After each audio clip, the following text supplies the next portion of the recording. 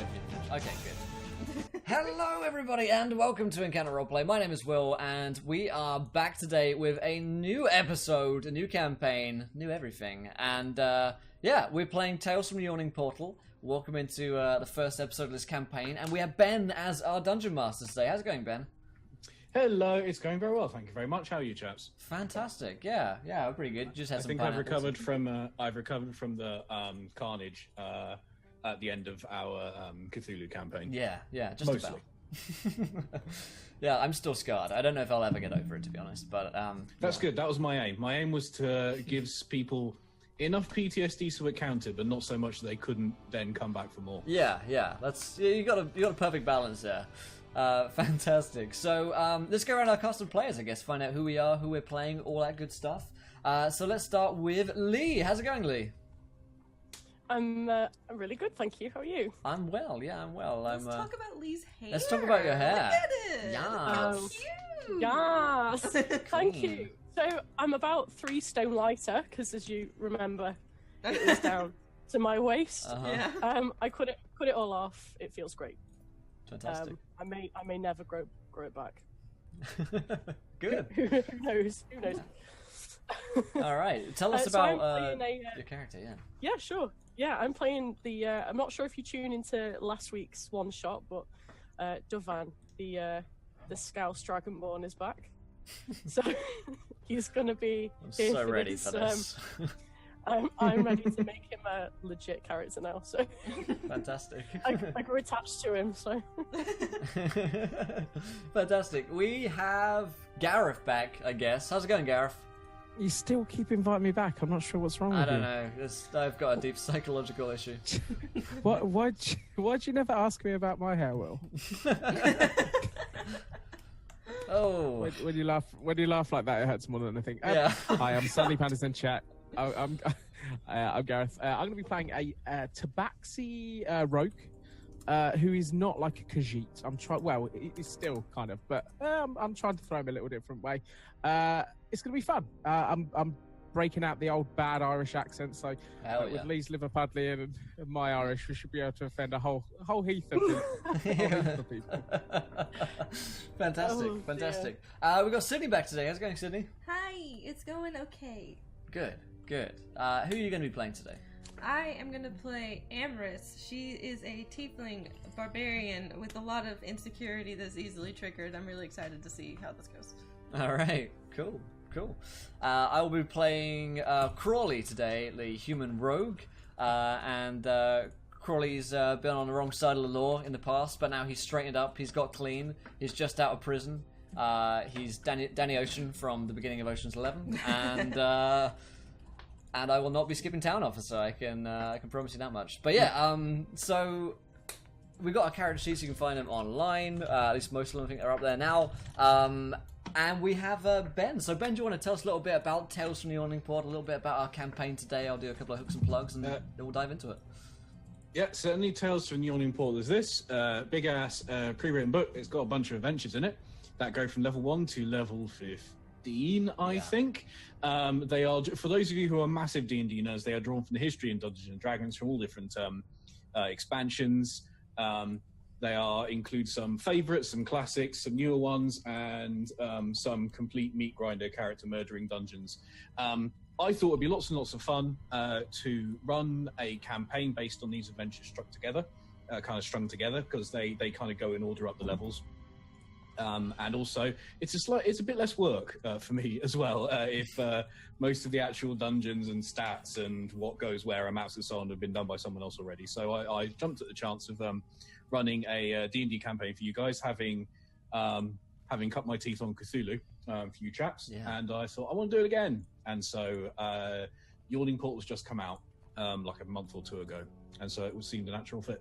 Yeah, absolutely. Fantastic. So, before we dive into the game, I'll remind you guys the usual ways you can interact with the show. The first of which being, if you haven't followed, hit that follow button and join us. We hit 30 followers, you guys will get to decide what happens next in our campaign in these viewer decisions. Which is always hilarious. It's always good. It could be a good thing. Most likely, it's a bad thing. You guys will be able to tell us. Also, here is a tweet for you guys. We're just 2 retweets away already from 20, where you guys can throw some more madness our way. And, of course, 2 new subscribers or patrons, and the same deal. You can donate to affect the game. You can play as nat 1s, nat 20s, wild magic surges, and the like. And yeah, also today we are sponsored this week by Mechanica, which is a fantastic game that you can find there in the chat. It's a fantastic steampunk horror genre role-playing game with some dice that I've been showing you guys that literally breaks glass tables. I'll be chatting after this show for about half an hour to an hour with one of the lead creators of the game, so you can learn a little bit more about it tonight. But check it out if you haven't already. Other than that, let's hand over to Ben and let's enter into the tales from the Yawning Portal. Very well. So get my notes up. There we are. All right, good evening, everybody. They call me Ben, and I will be your dungeon master for the evening. And welcome to the start of our campaign, Tales from the Yawning Portal. Times are dark. You are all refugees fleeing a conflict that rages across your homelands. A petty squabble over border rights and land ownership that's degenerated into a full-scale war with multiple sides and no end in sight. Along with hundreds of others, you've left all of that long behind you and fled to an unsettled region of forest and coastal lands by the bitter sea. You come from a wide variety of backgrounds and races thrown together in a community struggling to gain a foothold. It's been almost a year since you came to this place. Most of the few hundred inhabitants still live in tents. A few traders have come by and furnished your people with the tools needed to establish their settlement further. Here and there are more permanent structures of wood that have sprung up along with small farms on cleared land. You have plenty of land, a clean river, and a will to survive. It's possible, just possible, that you might be able to found here a new home. Now, you four are amongst the most able and adventurous citizens. You're able to explore the environs around your settlement. You hunt for food, you search for resources, and the people have come to rely on you, not just for your skills, but for the hope that you represent. So that's the situation in which you find yourself. Kind of refugees trying to create for themselves a new home in this strange, unexplored region. And the first order of business is to establish a name. First for the river, which caused you all to settle here, and for the town struggling to grow up around it. So, as prominent citizens here, someone that people often goes to for help, you get to decide what the river is called and what the town is called that's growing up around it. Shit. Okay. Wow, this is pressure. Yeah. Wow, this is Will normally just railroads us into things. Yeah, I This usually feels just nail them crazy. already, and by this time you guys are already dead. Feels like You actually kick in the get door and there's Lork. No, there you guys are. Oh, Will, you're back. There we go. That's more like it. It's like he never left. We get really scared when there's creative freedom. Yeah, I don't like it. Sorry, It's a yeah, bit- you've got creative control. I don't like change. Panic You get to give ensues. something a name. Don't suck, Will. Man, we'll call the I river. mean, How about- I'm happy to take suggestions from chat as well, although I suspect we'll have to filter Yeah, some of them out. they're far I do, more I do have a creative than us. veto. I've got a GM veto. Yeah, no Donga River, I'm afraid, guys. Down the river. Yeah. Afraid not. Sorry, chaps. I'll think about We should it. probably- Love we should getting probably players let, to do it. um, Yes, I start do doing it. redundant. It's a secret of GMing is to get the players to do as much work as you can. Mm-hmm. So I just sit here and listen to you lot squabbling for like half an hour. That's easy. We can do that. We can do that. Yeah, I guess we can think about the town Okay. name. It's You can under give it some construction. thought along the yeah. way. Yeah. That's cool. Right, we shall start our adventure in the Yawning Portal, which is the town's inn. Of course, even a town which is barely the kind of embryo of a town, it's still going to have an inn. It's a rather grand name for what is essentially a large covered wagon. There's a couple of tables and chairs inside, and the innkeeper Durnham supplies ale and stories and tries to maintain morale in the fledgling town. That's where you guys are this evening, in the Yawning Portal. You guys know each other. How well is up to you guys, but you've naturally come together as particularly able citizens of this new settlement. Okay. So I guess you guys see Crawley. He's seated down at one of the tables, probably a regular here with Dernan. And he has an ongoing tab because he doesn't necessarily pay very often or staggers out too drunk, having lost his gold gambling. He's probably near the gambling corner if there's a table of people playing cards. Crawley will be found It's there. one of those things. Yeah, it's one of those things that automatically happens. Wherever people gather, there's some people throwing dice and knucklebones and someone Yeah. getting the few coppers they have on it. Absolutely. And you see him wearing these kind of levers, pretty studded levers, and he's got like the brand on his like wrist of like a criminal. So whether like he was like once a pirate and now has like a P put on his arm, or if he was just once a thief, there's definitely some kind of like brand which would show that he's been in jail before. But he's sitting alone, trying not to be too tempted to go back and play dice. But everyone that's a regular here would know that it's only a matter of time before Crawley is going to return there. I mean, for someone like Crawley, a place like this, as precarious as its grip on existence is, gives you a chance to start again. Exactly. Completely from scratch. Yeah, it's a clean start for me, and I'm going to shape up and I'm not commit any more crimes. Yeah. We'll see how long that lasts. Yeah. Veto Waterdeep, by the way, chat. That's a great name. Watergate. Water Shallow. That's so cool. Lee had a name, Riverways. I like Riverways. Riverway's fine. So we're Is not that for the going with town? Watergate, because that's what I... Watergate. Watergate. Yeah, Watergate or Riverways. Watergate could be the river, and Riverways could be the town. Wow. Like, I like it. Like, can we just call it the Nixon River? The Nixon. There we go. The River River Nixon Nix. and town's called Yeah, Watergate. the River Nixon. Veto Nixon and Watergate. I wish we could have done that. Dry Shallow, Stone Shallow. Those are good names. Yeah, I like Dry Shallow. Dry Shallow? Yeah. Alright. I like Stone Chicago. Shallow, but anyway. Oh, sure. yeah. And so it Something begins. like this. One of these. So yeah, So I'll be Crawley- sitting at the... Dragons. So Crawley is in the in the Yawning portal, and the rest of you chaps are as well. Again, whether you're friends or not, that's up to you. But you're certainly familiar faces to one another. Yeah. I don't know, And, you guys can Dernan? decide if you know me. Dernan leans across the table, which is his de facto bar, and he says, "What are you drinking?" I kind of give him the you know little nod like that. Just the usual, mate. Yeah. The usual, is it? You're lucky I like you, Dernan. Not many people get a tab out of me. And he puts a little check mark in this ledger he keeps under the table and slides a pint across to you. Well, what can I say? I'm a changed man, Dernan. You can trust me now. Of course you are, of course. And the rest of you? And he says, looking at the other three of the motley crew assembled in the inn. So Rhodes kind of leans around. He's currently chatting up and kind of older looking lady.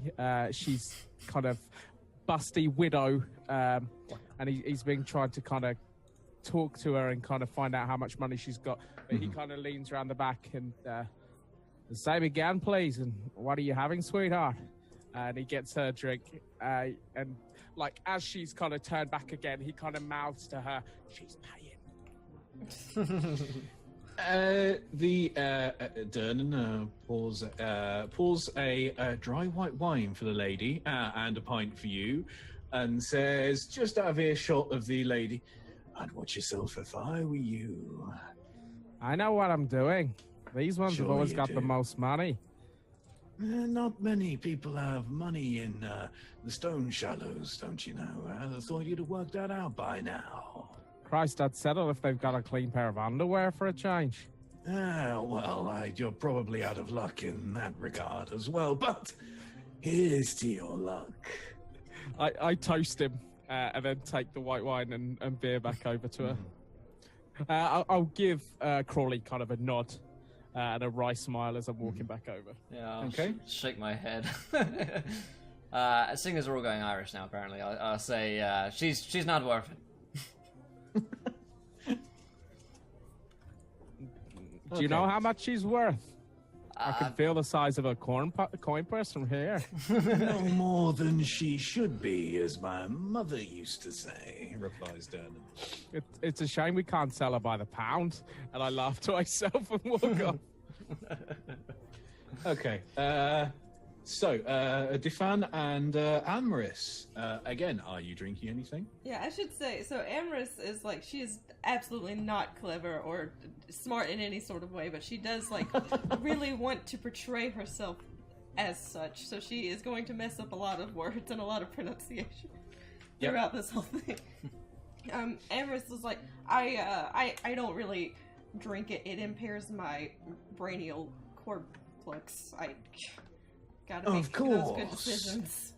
I would like to give you a thinkurism now. So tell you what, how about some fresh apple press? There you go. And he hands you a glass of apple juice. I do love this. It has all those antioxidants in them, and to keep my absolutely my immunity plenty system. of F numbers in there.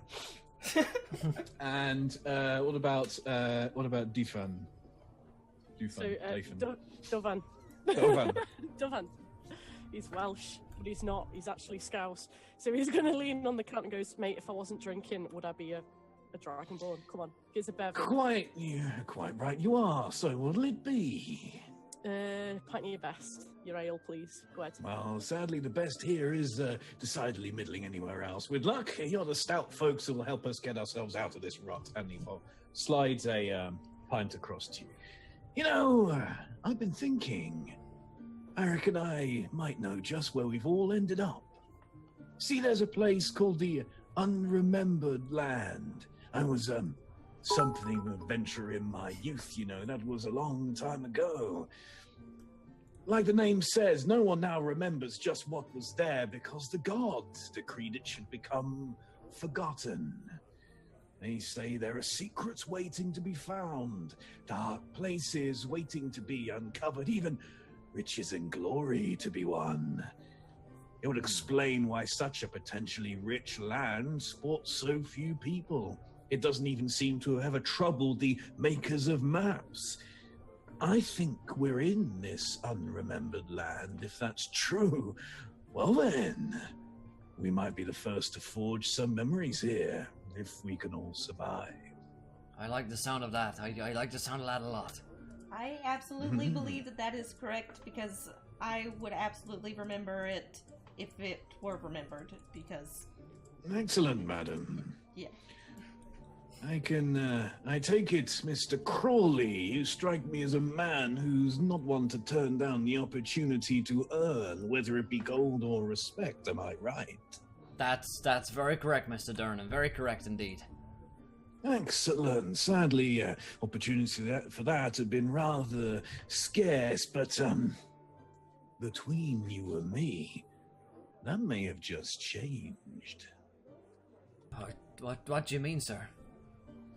Well, and he looks between the four of you. Gather round. I think there will be many folk very grateful if you learn this. I think Dovan leans in a bit too close and smacks his head on someone else. Yeah. Sorry, mate. I've just realised that I'm Irish, Sam Gamgee. This is who You'd have thought that Dovan would have learned to sort of aim his horns correctly, but... Nah. I'll call over Rhodes and I'll say, Rhodes, there's business you want in on. Leave the broad. Yeah, I know. She seems like the husband in the wardrobe type anyway. I'm not sure he's really dead. If this world had patios, he'd be under it. Yeah. Is this guy trying to kid us? Is he telling us there's riches around here that we're not seen? Have you seen this place? It's sparse. It's barren. Well, you'll find the good stuff hidden in the most surprising places. There's a few souls have gone missing. Nothing new about that, I suppose, but they're tough and resourceful souls, like yourselves. One of them's Sir Bradford, calls himself a paladin. He's a god botherer, pledges his sword to the sun god Palor. A wizard named Sharwin Hucrail, and a brother Talgren, quite the swordsman, I hear. And a ranger called Caracas, I think, something like that. The Hucrails were old Mother Farrowin's kids, and they say she's got a few gold pieces squirreled away somewhere. She'd pay for her young'un's return, or at least proof of their death. Are you interested? I say I'm very interested, sir. Very interested indeed. Good. Word has it our missing merry band were last seen at the Gloos farmstead. Sturman Gloos and his wife have been trying to get their fields planted in hope of a crop next season. Sturm and Gloos must have needed the Hugh Krails and their pals for something. It might be an idea to start there if you want to find them. That sounds like a good idea. The Gloos farmhold, okay. That's right. It's less than half a day's walk from here. It's on the outskirts of what we call home. Are you gonna want to cut for this information? Are we gonna end up owing you? I'm only doing my job, don't you know? The innkeeper is the heart and soul of the community. Everything passes through me. I think if we found these tough and stalwart souls, it would be doing good for everyone in town, don't you think? I'd make a name for ourselves. That sounds a good idea. What do you say? That it would. Yeah, I think we might want to be a little bit careful because the name of the homestead sounds a bit too much like the glue farm. Not like I just want to put it out there. Right. Just be a bit careful, you know, like glue farm. glue Well, I might make. You do glue. know how glue is made. Right. Out of the flesh of dead things. Yeah. So just watch yourself, right? What do you think, Bones, Amherst? I believe. You boil down the bones. Sadly, we don't have the livestock to spare to slaughter them for something as mundane as that. I don't Yet. fancy that myself, to be honest, mate. Don't fancy it. Gross. Sorry. Yeah. What do you think, Amherst? Well, I'm sure I could probably navigate the way if you need a guide or anything, or need someone to train you with some fighting mechanisms. I'm around. Okay.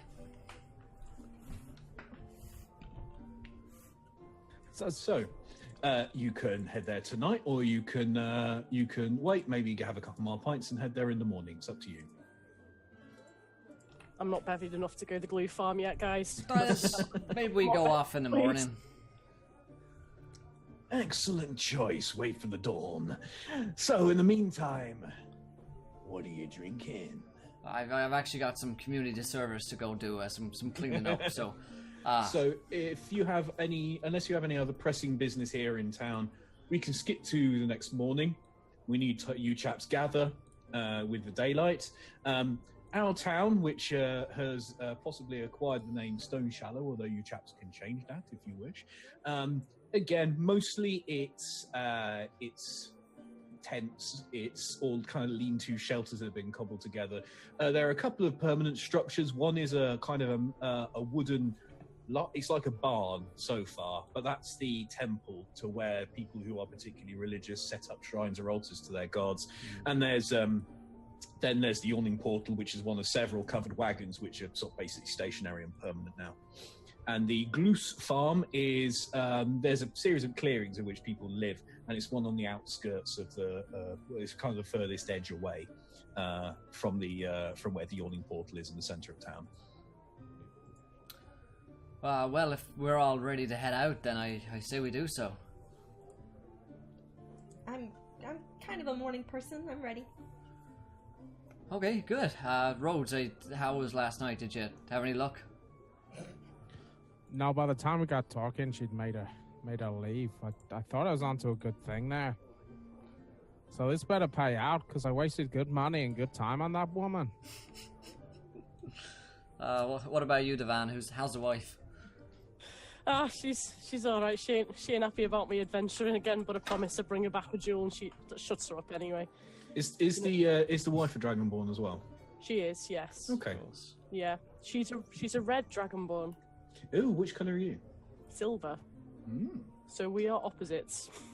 I love that dare not speak its name. Okay. If you wish to head up to the Gloos Farmstead, you can easily do that, unless you guys have particular business to attend to. The farmstead is based around a cluster of ragged tents. There's irregularly shaped fields that have been ploughed up from the ground of a clearing. There's a few farms which are trying to get established. Having been here less than a year, none of them have yielded crops yet, but they're going to have to start doing so if you're going to be able to settle here permanently. Okay. And outside you see a blunt-faced man with the stoop and the rough hands of someone who's worked the earth all his life. Hey. How's it going, Mr. Gloos? Yes, my good fellow. Can I help you, chaps? Here we go.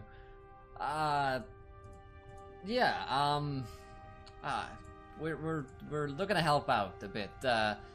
What's his name? Durvan. Durnan Dingle. would that be? Durnan, the that's it. innkeeper chap, aye. Yeah, he sent us over here. Said we might be able to help you. Oh, with what? And then from inside one of the tents comes a shrill, "Who is it, Sturman?"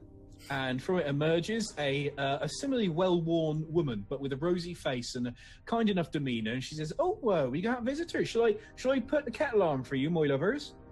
Oh, I'd love a brew. I'm absolutely dying for a brew. Just give me a moment. I'll get her. I'll get her boiling, and she pops back in and puts a kettle on the stove for a cup of tea. We're actually kind of pressed. We didn't want to take much of your time. We're looking for a godbarvering fella. Goes by the name Bradford. Have you seen him around here? That's the one. Oh, Sir Bradford, you're talking about? Yeah, him and sir, whatever. him and his His friends. Yeah, he had some friends with him. Sherwin was one of them. And then You've come the about other ones them, have you? kind of in bad handwriting in my brain, so I haven't got. Well, look. While the wife's inside, okay, she don't know all of this, all right? So I'm going to ask you to keep it to yourselves. Can you do that? We can keep secrets, sir. Yes, we can. All right, because you looks like capable men and women and whatever you two are, begging your pardon. I ain't seen many of you around. Like, there's all sorts here, but most of, 2 legs and pink, and I'm not quite sure what you. Anyway, I'm rambling again. You see, I stare him down at this comment. I just. Oh, you got big, like, glowy eyes there. Anyway, you see, okay, it's like this. A couple of months back, some goblins come up to our farm. Now, I know them little fellas is bad news. But see, these ones, they wasn't here to, like, stab her neck. They was here to sell something to us. What, like gypsies? Like, are they trying to sell you, like, pegs or some shit? Like, It was a magical fruit. A magic. you don't eat fruit from a goblin, mate. What are they doing selling fruit? Oh, that doesn't sound good. Healthy whatsoever. Look, the missus, right, Hidalga, she were deathly ill then.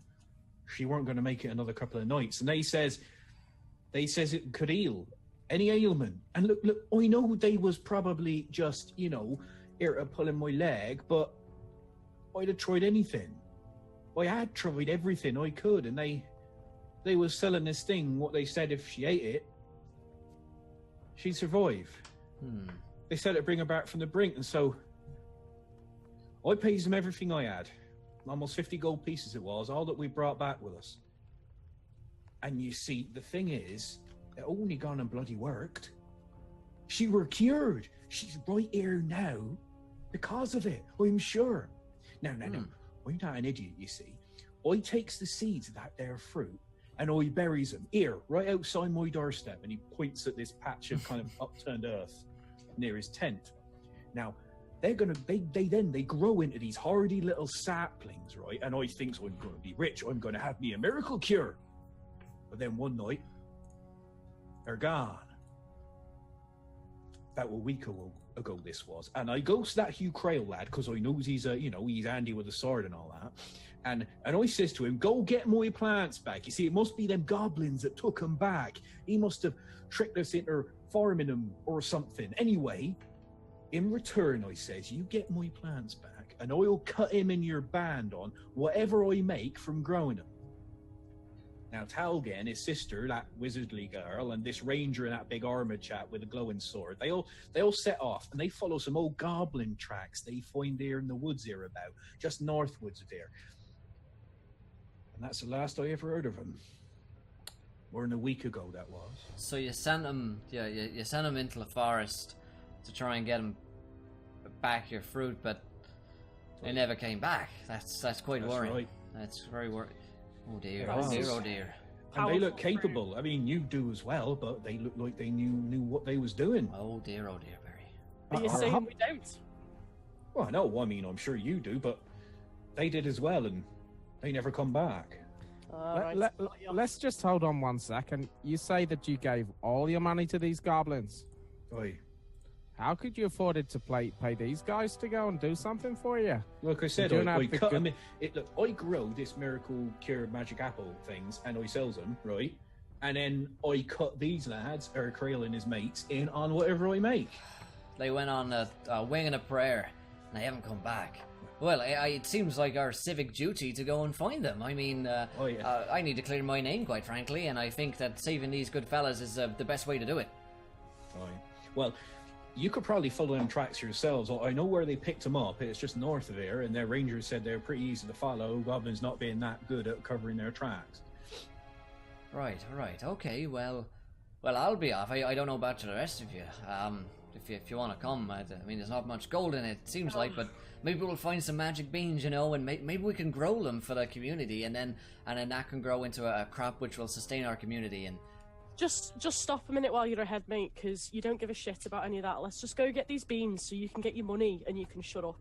I don't need money. I have a nice stipend. Thank you very much. Hey, look, if you brings back my plants, I'll cut yous in as well. How's that sound? It's only fair. How much did you promise to the other fellas? Well, look, I'm the one what grows them, and you know, I'm like the finder and all that, so I takes half, and then you splits the rest. That sounds really great to me. My That's parents never cool. believed in me that I could be a fruit farmer, so I would like to be in this business if it is actually lucrative. Oh, I think if it comes off, we'll be out or something big. It could put Okay. this town on the map in the most literal possible sense, what with it not being on any maps yet. So just out of curiosity, how are we going to know when we find this fruit? What's it look like? Does Well, it the glow fr- or anything? The fruit was like yay big, like an apple, but it were very pale and it were glowing slightly. That's how I knew it were magic, you see. Oh god, a glowing fruit. Oh, mate, no, not some. No, Magic. oh dear. Okay. Is that bringing back some kind of bad memories for you, love?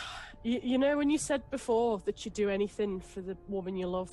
Oh, of course. I mean, look at her. There aren't many like her around. No. I think so, I don't know how I managed it, to be honest. Well, well done. I mean, Oh, yeah, thank you. similar memories, I guess. So, you go and find this fruit so we can help your wife. And his wife, Hidalgo Glus, emerges from her tent with some mugs of tea for you all. Here you are. You looks like thirsty sorts. And she hands you each a steamy mug of tea. Thank you, man. Emrys will You're welcome. lean over to whoever's nearest and be like, was that supposed to be mean? No, she was giving you tea. Oh, okay, that's just a term I've never heard before, and I'm extremely sensitive, but as long as it's nice, then that's fine. It's a term of endearment. Okay. We can't really stay as much as we like to sit and drink, but we best get off to this forest then and see if we can find your friends that you sent off on this quest. Of course. You know, he hasn't told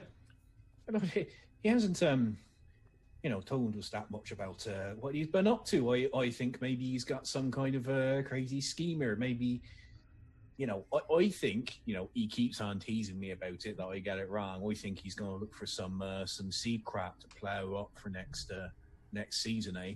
And you realise that Sturman hasn't told Hidalgo about any of this. Probably hasn't told her about the magic fruit. He just fed it to her while she was very, very ill, and has kept this secret from her. Mm-hmm. So it sounds like she doesn't quite know what's going on with the magic fruit plants and the missing adventurers and so forth. I kind of lean out and I offer to shake her hand. Well, Avi, all you need to know is we're going to be your business partners. We're going to help make your husband here a very rich man. Oh, isn't that lovely? We're going to get half of what he makes, and he's going to get the other half. He decided just now. And I kind of give him the eyes, like daring him to disagree. Oi, that's right. That's right. They're going to help out, and they're going to find us a good seed crop and get us some proper equipment, like what we weren't able to take with us. And we're going to be a happy farming community with food and harvest festival and all That's that. right. And start, you know, and so before you know it, we'll be a little metropolis here on the river. And I smile again, just excited. And we're going to get half of that. Half. Half. Half Half. of what we make. Half. Yes, that's right, sir. Okay, then. Well, no time here for shit tea. Let's get on with this. And I just kind of chuck the tea over my shoulder and stop. Oh, Right, good you one. are. Very Plodding on. rude. You, my friend, They're- are so rude. I pick it up for him. They're keen. I pick it up. That's good. Would you do that to your own ma? Also, Ambrose gets to roll a wild magic surge from Judo Killer. Thanks for the donation, Thank my friend. you. I guess, God. do you want me to roll this one for you, or you can roll it? Yeah, you can roll it. Okay. Yeah, I'm gonna This was pick a lot up of fun in and see. Cthulhu because just bonkers, insane things happened. I mean, this could be very special tea. It It's might do very good special tea. things. Yeah, she's got a special brew going. 8003 reads, 1d10 nearby trees uproot and vanish into the sky. Interesting. How many D10? I don't. Yeah, let's see. Next, 7 trees are shortly going to disappear, apparently. Whenever you want to bring that one in, Ben. Okay. Tell us. But yeah, I'm gonna pick up a tea. So sorry about him. And I'm going to head into the forest. Head towards Good luck, the forest. lads. Says Sturman and Goose, a bit worried. Yeah, the area, most of the area around here is either coastal lands, mostly rocky shores, or woodlands. Some of it's clearing, some of it's been cleared. And you can easily pick up the goblin tracks that he points out to you, that have then in turn been followed by this band of adventurers. And yeah, you can head north. I'm going to say these tracks are easy enough for you to follow, but someone can give me a survival check, please. I'm not very good at that. Let's see. Can you send me the link to Roll? It's in. I'm Skype. pretty good at survival. We'll shut down everything. I will try and find it for you. Trying to roll. 23. Nice. Okay. Nice. Fuck. Yeah, that's very good. You're able to follow these very stealthily and very quickly. And so it's within the day, you follow them or a few miles northward to find an overgrown old road. It looks like whoever it was that lived here before, there was a fairly often used road. It looks like it might have once been a well-used cart track, but it's since fallen into disuse and has become overgrown. And the tracks follow this road, and you follow the road to past, you think might have once been cleared lands, maybe cleared farmlands, which have similarly become out of use and overgrown. And you see ahead of you a ravine. This ravine runs several miles in either direction. It's about 30 feet wide, and it widens where it intersects with this old road. At its closest approach, several broken pillars jut from the earth where the ravine widens. 2 of the pillars are straight, but most are leaning atop sloped earth. There are others that are broken, and several have apparently fallen into the depths of this ravine. A few similar pillars are visible on the opposite side, and there is a sturdy knotted rope tied to one of the leaning pillars on this side of the ravine, leaning down into it. It looks like there was once a structure here that's perhaps collapsed into this ravine. If so, it must have been a pretty sizable structure. Huh. How old does the rope look? Yeah. Sorry. Question.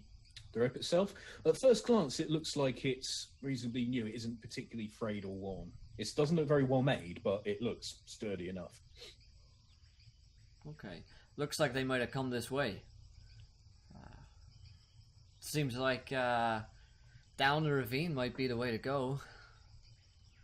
Oh dear, this looks a bit dangerous to me. I'm not too sure about this. I was thinking the exact same thing. Not much of a jumper down type of girl. No. You don't jump. That's kind of the point in the rope. You lower yourself. Right, yeah, that's true. It looks like it's been knotted for climbing.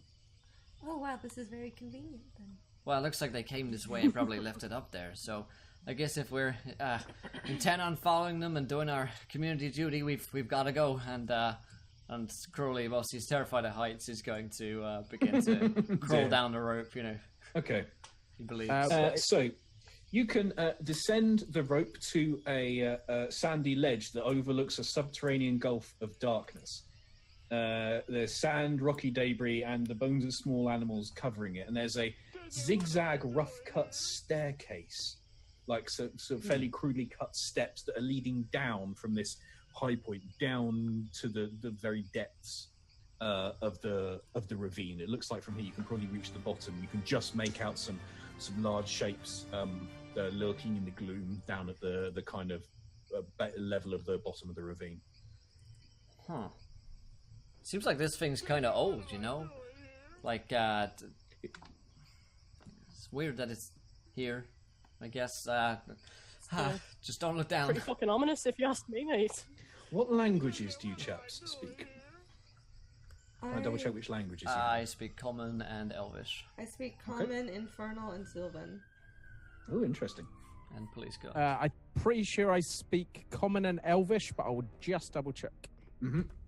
I am Common, Draconic, Sylvan, Elvish, and Abyssal. Check you. Okay. Wow. And Thieves can't as well, for me. Oh yeah, I can Thieves can't as well. Yeah, obviously. There is. Oh, they can talk about you guys right in front of you. You won't know. The two Irish guys can speak. There is some. You can speak Gaelic.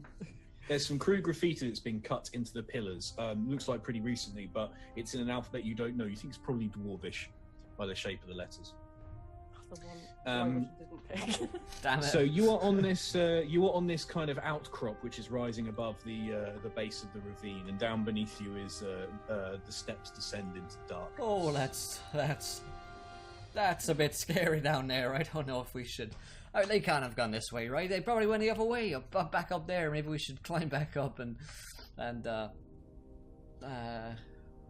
guys. I'm getting kind of excited. Just keep going, mate. Just keep going. I'm right behind you. Just keep going. You got Okay, the rest of you chaps climbing down as well. I'll keep going. Yeah, I'll come down the rope as well. Okay. So again, it doesn't need check on it. It's a pretty easy climb, although it is a bit intimidating. As you head down, a fortress emerges from the darkness. The subterranean citadel, although impressive, seems long forgotten. If the lightless windows, cracked crenellations, and leaning towers are any indication, all is quiet, although a cold breeze blows up from below, bringing with it a scent of dust and a faint trace of rot. So this crudely cut staircase leads down to the ground level where this very old fortress is. If anything, it looks like it's fallen down from above or sunk down long, long ago. Rhodes kind of just gives the whistle at how large it is. Mm-hmm. Have any of you guys ever seen anything like this before? What the hell is this?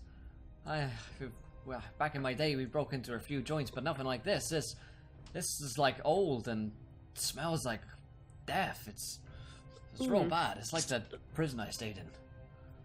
So I'm a sage, and part of my features and traits is researcher. Would I have read anything about this particular place? You can give me a history check. You'll need quite a good result to get anything, but you can do that. Oh my god. We have smashed past 20 retweets, by the way, Ben, if we want to bring in a viewer decision at some point. 6. Fascinating. All right. Please tell me what the statue is. What is the statue of? There you go. All right, cool. What is the statue? Fantastic. So what is our result for our history check? It's a massive 6. All right. You're not able to place where this might be, or like who might have built it in terms of civilization or age or anything. But it's been down here for so long, and it's probably not in very good repair. It would be difficult to tell anything like that anyway. If these truly are the unremembered lands, it's not surprising that it won't appear at the forefront of your historical knowledge. I was probably trolleyed when I read about it. Yeah. I mean, that's the best way to study. Or knocked unconscious. Yeah, exactly. Unconscious study. That's the best kind. It's all right, officer. I learn better when I've had a drink. Yeah. I swear to drink. I'm not good. So you are able to descend all the way to the level of this fortress. Okay. Can I kind of start scanning the floor around us, looking for any sign that anyone's been down here, or they continue towards this building? Good idea. You can give me an investigation check if you're going to have a proper look around. How is an 8? 8. An 8, you don't turn anything up amongst the debris and the trash. So you're not able to notice like any tracks or anything like that. But it would be difficult to spot them really in the gloom and the kind of the state of this place. I can't see any trace of them. They might have been light on their feet, or. Well, that Farmer Glue said they weren't taking too much precaution to hide their footsteps or where they were going. So it seems odd. It's like they just disappeared when they came down here. Well, there's no way I can ignore this. The things that could be inside there, they could make us some of the richest people in. Well, they could make the community very rich. You're right. They could enrich in our lives. What kind of criminal are you? You say you've been to what did you go to prison for? Reform. He's a really shit one. Reform. I learned whilst I was in the big house a lot of things. It wasn't very big. It was basically a tiny room. Well, you know, tax evasion's the big crime, and yeah, that's how they get you. You went to prison for tax evasion. You tax are the dodging, I guess. Of Favorite. You are. Yeah. You're the real reason that it's not a benefits grant. White collar crime. Yeah. That's probably the most embarrassing thing I've ever heard. Hey, there was some other stuff as well. I don't want to go into it, but that's just what I tell people, because. What was it? Sheep bothering? What? No, there weren't any sheep involved. It was purely cows. That. Anyway. We'll talk about it another time. There was some scary stuff that I saw in there, and I don't want any more of that. Thank you very much. Okay, well, listen. When you're in prison, you probably had some dickhead of a guard that bossed you around. Right. We could go in here and we could find more money than he'd earn in a lifetime. You can boss that fucker around. This is a chance. Life doesn't give you many of these. Well, sometimes you just gotta take it. I'm not sure if I really want to pass anyone around, but I think it's a good idea that we take a look in here at the very least, just to make sure they're not in here, and then we can go back and tell the Farmer Loose that everything's fine. Listen, if I can't carry everything, I'm gonna need some help, and I expect you to help out carrying the riches out of here. I'll carry anything back, and I'll bring it back to the to Durnan and the orphanage. Ginger Snap in the chat. Huge Manticore Recovery Commission is HMRC. That's Lee. I am Ginger Snap. Would you like me to draw you something? That's me. I'm Ginger Snapper. Okay. What about the rest of you? Sorry. Are you willing to come with me? What about that's Hard Mages Raunchy Club? What the Hey. Hello. I can definitely, because I actually, fun little party trick, I can carry a bunch of riches and things upon my horns that I have. I like to decorate them. Oh, wow. It's something I do in my free time. So they're practical as well. Yeah, you can hire me for parties. Sometimes I do weddings. Not just a pretty horn. Nope. Alright then, well. She definitely believes that this is actually really impressive. She hopes that you do too.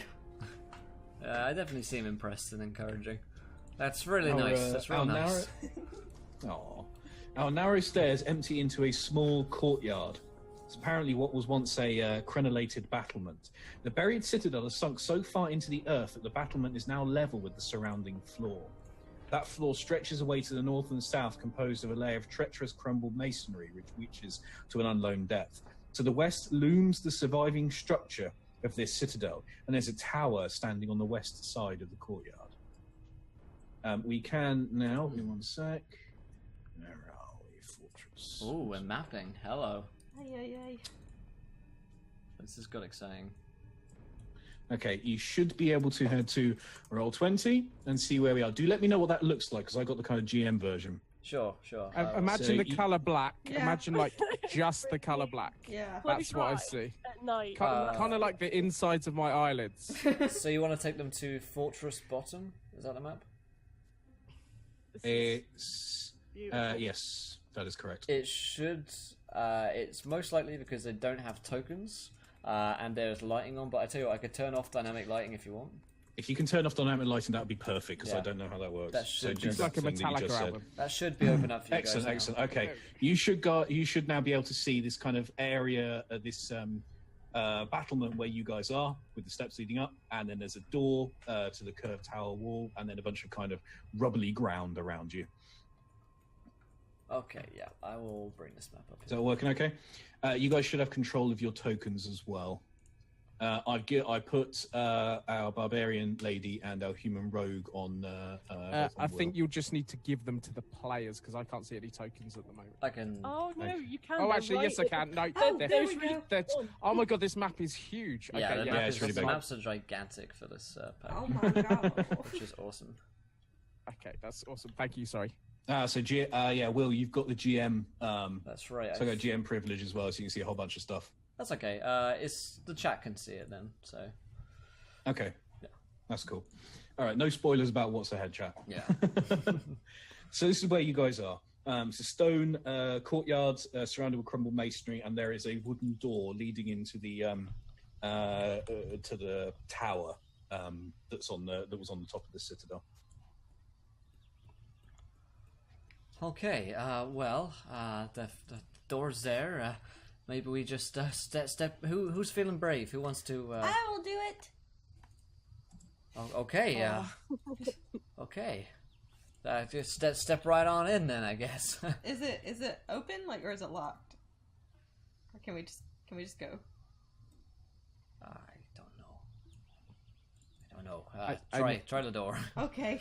I don't think it's voice activated. I think you actually have to try it. Just be careful. This building looks a little bit old.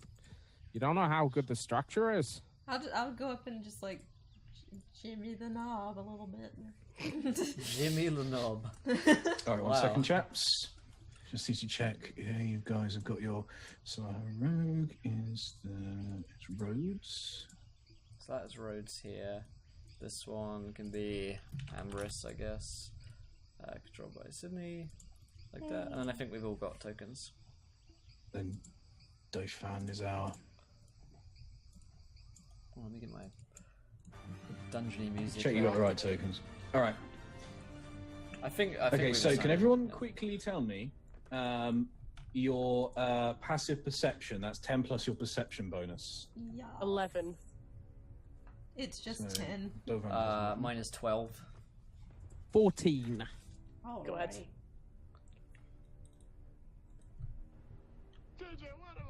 What's up, James? 12, and Amris has 10. 10. Okay, Amris, you stride purposefully towards the door. Let's double check which one is you. That was who I had as Amris. Oh, okay.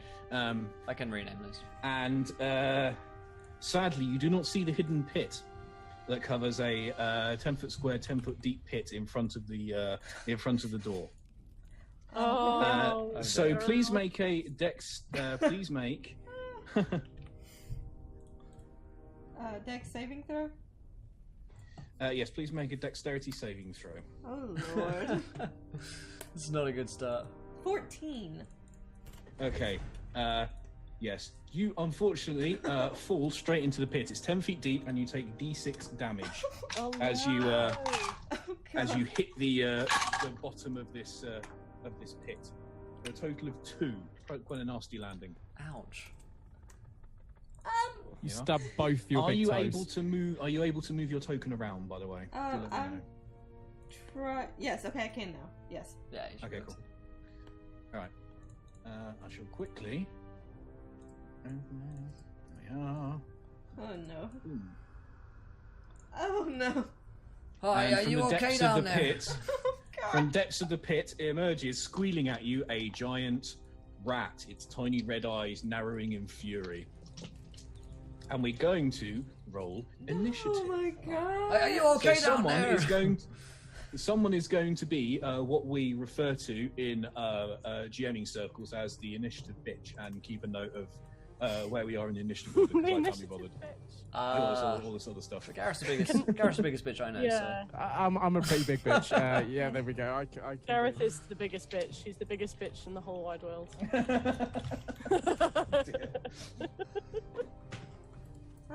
I rolled a 5, so I'm not going to be doing so hot on saving you. Kind of sad. Yeah. That's savage. R.I.P. me already. Question for chat. Would you prefer to see the GM version of the map, or would you prefer to see from a player perspective? You let me know. Yeah, do let us know. And then Will do all of the work, because I don't know how to do that. I think I can un-DM myself. I don't know. You can rejoin as a player, Yeah, I think. yeah. There's an option to rejoin as a player. The rat gets 7. It's not the sharpest tool in the rat box. Good. Nice. He's quicker than me, though. But it's still a tool. Still a tool. So, as my role of king bitch, it's you first, Sydney.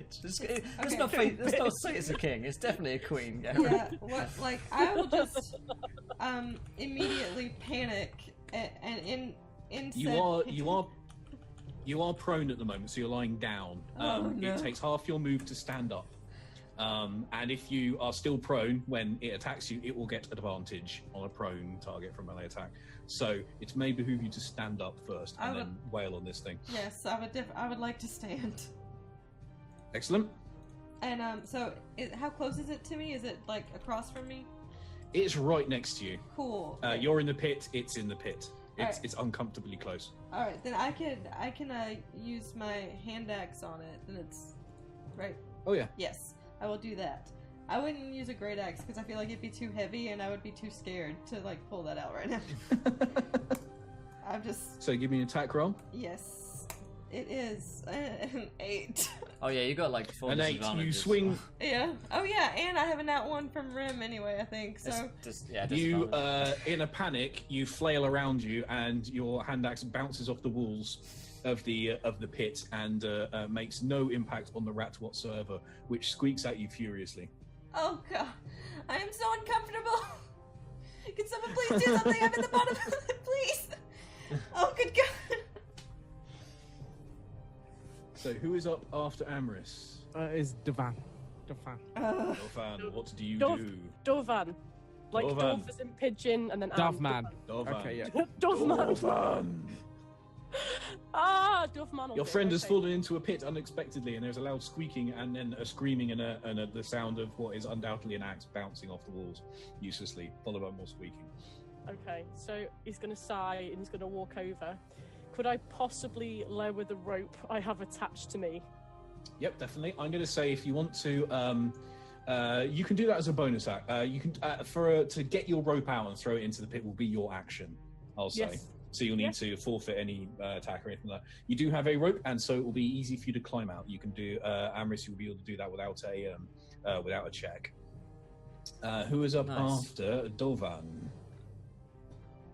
It is me. What you going to do, Rose? So what I'm going to do is kind of run to the edge of the pit. I'm going to look over at this rat and fight every cat instinct in my body not to pounce upon it. I'm just going to... Bloody rats, they're so smug and... So, like, my bum is starting to do that wiggle, but I resist the urge. I pull off my short bow from my back and I release a bolt into it. Hopefully. Okay, please give me a ranged attack roll. Short bow. 15 versus AC. 15 is a hit. How much damage do you do? Is this rat within 5 feet of... No, it's 10 feet down. But is it within 5 feet of... An ally, yes. Amris is right next to it. So yes, I get you to will add get your some sneak attack bonus. Aye. Do you get that level 1 or is it 2? I can't remember. Level 1. Oh, wow. That's cool. So that's going to be 7 piercing damage. Okay, Shunk, a bolt impales the rat, and it is now furious. It has a bolt sticking out of its haunch, but it is clearly badly hurt, but it is still twitching. I will shout out, "Watch out! He's a lively little fella." Who's up now next? It is the rat's turn. Right, the rat is driven into a frenzy of pain and bites at Amris with its tiny teeth, and gets it gets a 6 versus AC. Yeah, Nice. Which I'm safe. I'm guessing does nothing. Its tiny fetid teeth snap at you, but it doesn't hit you. Who is up after our rat? It's Crawley. Okay. Can I? I'm gonna throw a dagger at this thing, Excellent.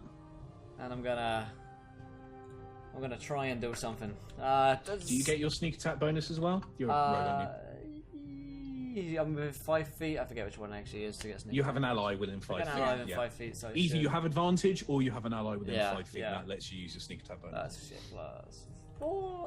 A 20. Ooh. A 20, excellent hit, sir. A palpable hit. Please damage the rat. I shall. Sorry, rat. I don't mean to hurt you so much.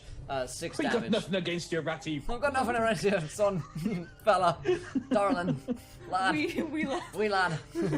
You got your plus D6 as well. Will. Oh, my D6, you're right, thank you. You get your sneak attack bonus. In this case, yeah. Gareth and Devan, do you mind just putting the show nameplate so I can see your nameplates on Roll20? That's a D5, Yeah. but Wait, 5 damage, that'll do it. Oh, show name. You impale the rat to the ground, and with one last defiant squeal, it expires. Ha! Oh, And the rat is dead. Bleh. are you okay down there, Missy? Yes, I am fine. I entered in quite a bit of a panic for a little bit there, but now I think I'm fine. I'm gonna climb up this. I'm gonna get out of here. I'm gonna climb now. And she begins to Yep. climb up and get out. You can Oh, get up the God. rope easily enough. Yeah. That was quite a doozy. Yeah. I mean, you really took. Go ahead. Go ahead. All right, I will. That was pretty much all I was going to say. I kind of dust her down a little bit. Wait, you took one for the team there. Thank you. That could have been any of us in there. You do see that in the pit with you, now the rat is dead, it looks like there are a couple of skeletons. Oh dear, oh dear. 2 skeletons and a more recent body. You think they're of goblins. So 2 goblin skeletons and 1 goblin who looks like he's been dead maybe a day or so. Oh dear. Check their pockets. We could find clues. Yeah, clues could be in their pockets. Would someone? I feel like I've been through quite a trauma. Look, I'll go down. I'll have a look. It's okay. Just sit down, have a Okay. rest. I'll be back in a sec. Okay. He's gonna Save just some of the shoot clues down. for me. The recently dead goblin, it's got a scimitar, a rusty notched scimitar, and a hide shield. It's also got 23 silver pieces and 4 gold pieces in a belt pouch. I'm not going to tell anyone. What do you find down It's there? up to you guys how you deal with what you find. It's entirely up to you. Yeah. So I found this rusty curved sword thing. If you want to have a look at that. It's very basic. It's probably no better than the weapons you guys have got. And chucks the shield up and says, "Yeah, miss, you might need that next time you're faced with the rat." Oh. It's a very basic wooden shield that you've got. He chucks that at Amaris. Oh, okay, sorry. Thanks. If somebody could, I'm not really much of a shield user, so if someone could teach me how to properly shield my body really quickly, okay. that would be really. He takes the shield and he goes, Yeah. "Look, when something's coming at you, you do this." Oh, that's good. Oh, That's very good. wow. Okay, Pass it to. that is good. Okay, well now I feel much more prepared. That was kind of nasty. That was a trap. I think that was meant to happen. Yep, it looks like a deliberately made trap. You don't think this? You don't think this is part of the original Citadel? This trap that had been set up. Oh dear, oh dear. Well, You sound like one of the Chuckle Brothers. Sorry. oh dear, Barry. Oh Stop. dear, oh I dear. hate that. Oh, I hate that. It makes me so uncomfortable. To me, Barry. Stop To it. you. Stop it. To you, to me. No. Dear, oh dear. Memories. I just found out about this like 3 days ago or something, and it makes me Showed a uncomfortable. little. Wasn't there a picture of one of them with Jay-Z and nobody understands how they could possibly have ended up It was together? fake. It was a Photoshop. It destroyed me. They did actually do all a the thing things you could with, Photoshop. with what's his name, Tiny Temper. They did do a single with Tiny Temper. It was Titchy. Titchy I Strider. do recommend googling what Titchy. Barry used to do in his van, though.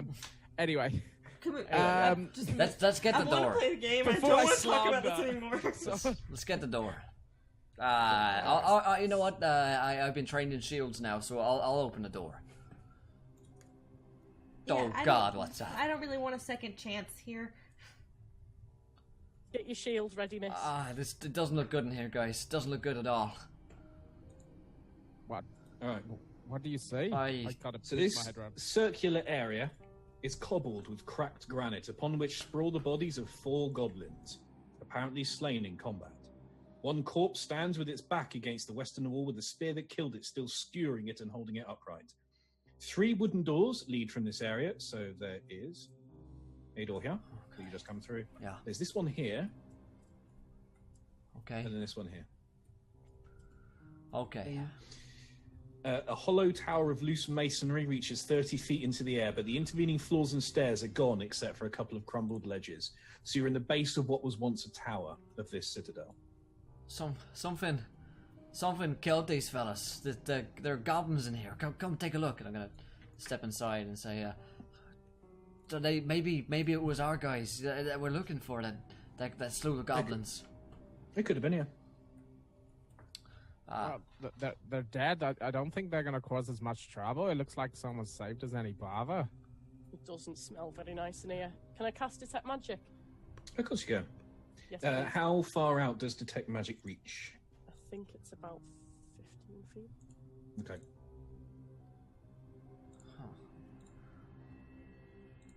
I think. It might be 30. Let's see. Let me check. I think it's 30. Yeah. It's 30 feet around you. Yeah. Okay. 30 feet radius. Yeah, 30. Okay, what's it? What can it find? Anything magic, anything arcane. If it's been like something's been cast on it, or if it's recently died of a spell or anything like that, I guess it's up to you. Okay.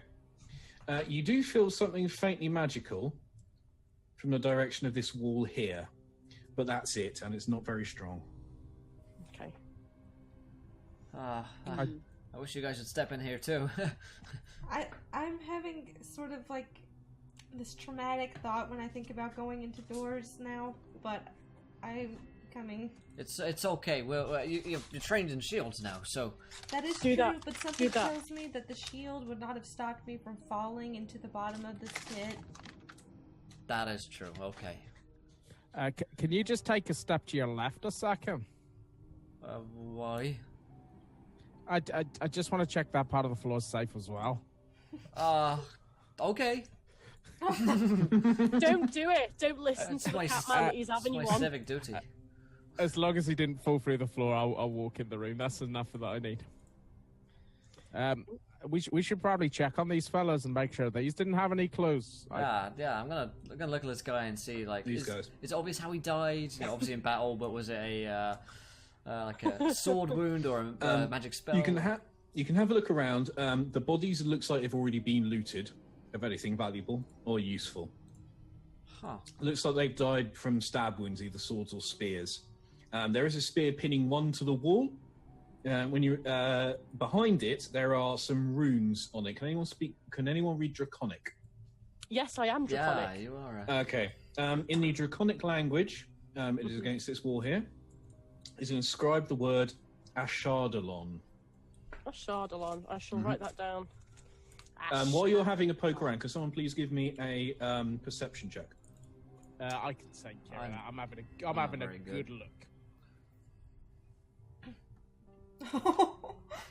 How's in that one? Oh. That's- oh dear. Girl. Queen bitch. Strikes You again. find nothing of use. my eyelid turned inside out. Yeah, you did that magic thing, Devan. Did you get anything from it? Yeah, so I'm a bit loath to read it out loud, actually, but I can read what that says, and it says a word, and if I say it, something might happen. So you might have to just like... Those bunch of scratches are words. What the hell is it written in? Gobbledygook.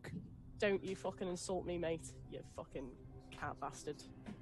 That's my God. That's And so it begins. I let's know all idea what calm it down means. here. Let's just take a chill pill for a second here. There's no need for Hey, to bring wouldn't race you into feel it. the same if the language of your people was insulted like that cat just did to mine? No. Just shut your mouth, mate. I'm Read it out loud. now playing Dougal from Farmstead.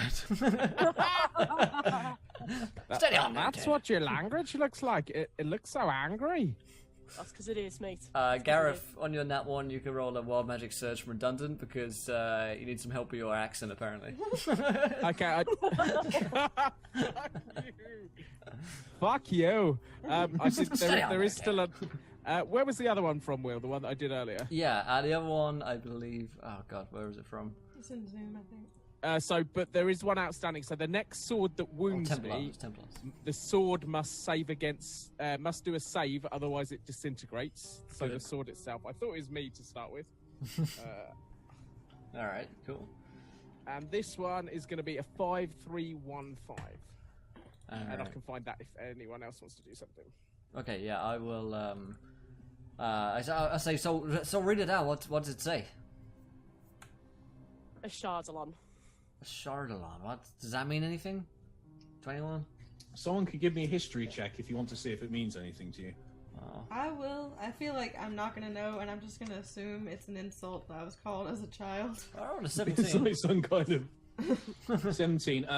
You don't recognise the name, Okay. but again, it doesn't surprise you that you don't if this place really is ancient and so far out of the way. This one is really bad. By the way, guys, What? this is really bad. What's your wild magic? What number is it? It's 5-3-1-5. Mm-hmm.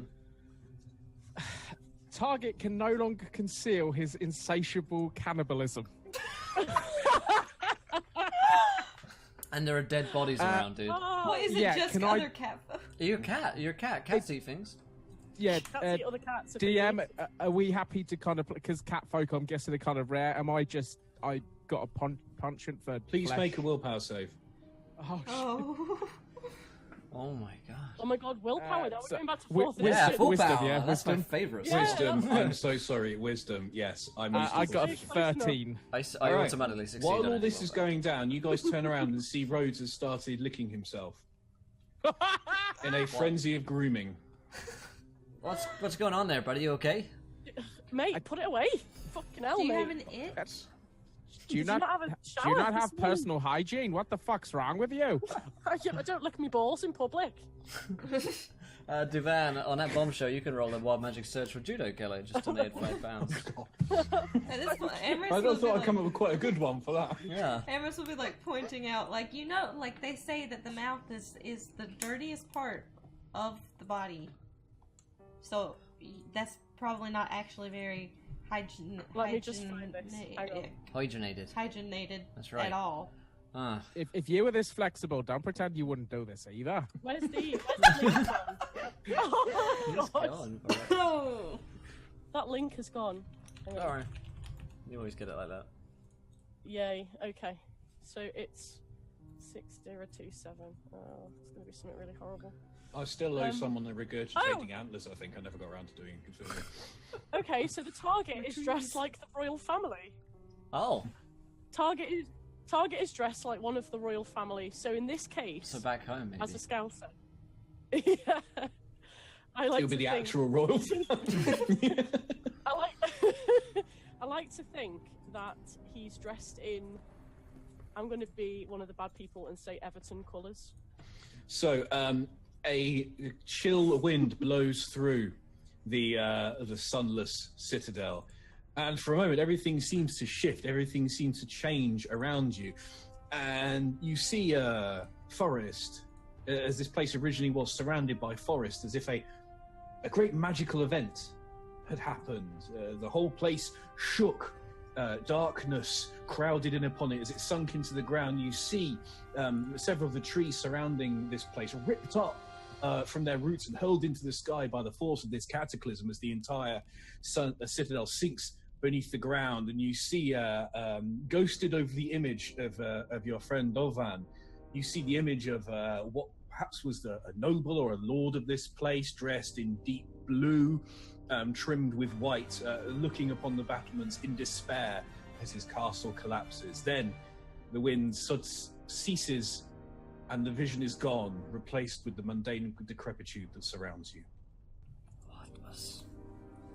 What was that? Holy shit. Are you rich? I'm not, but he looks like me a little bit. Do you think?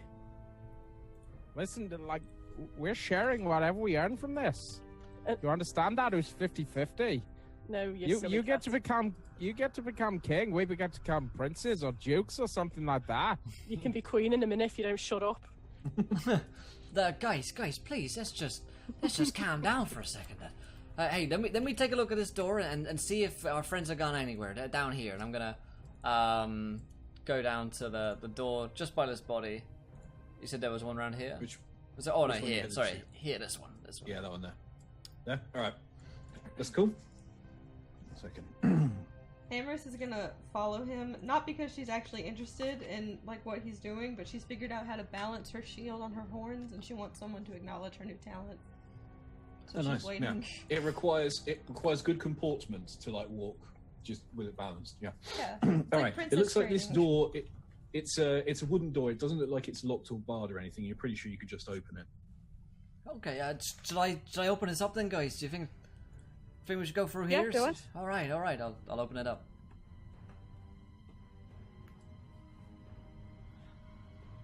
Yeah.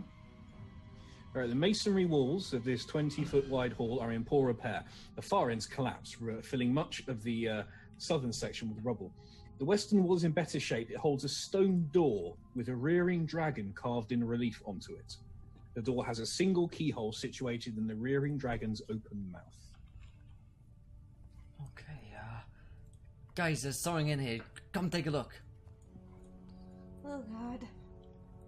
I think it's safe. Rhodes, stop licking yourself. Get over here.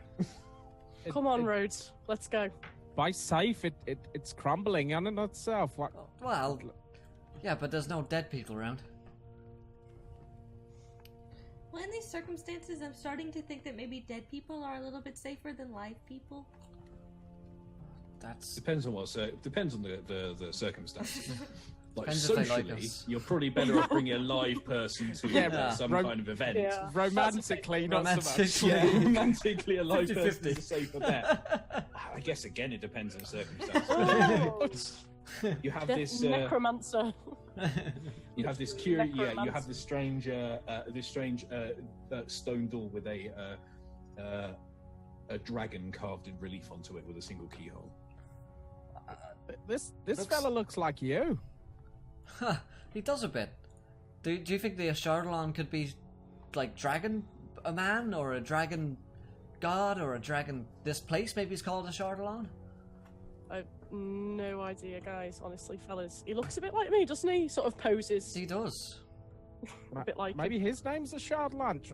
Try shouting it at him or touch him and say it. The Ashardalon! Nothing happens. Damn, that was Well, I good. feel like a bit of an idiot. Sorry, carry on. So I'm gonna say, I've been around a couple of locks in my time. It requires a key. You said it's got a keyhole. Is it locked? It's got a keyhole, yeah. Okay. If you need to try it to find out if it's Yeah, locked. I'll give it a try. It's definitely locked. It's locked very firmly. No luck, fellas. This thing's done for.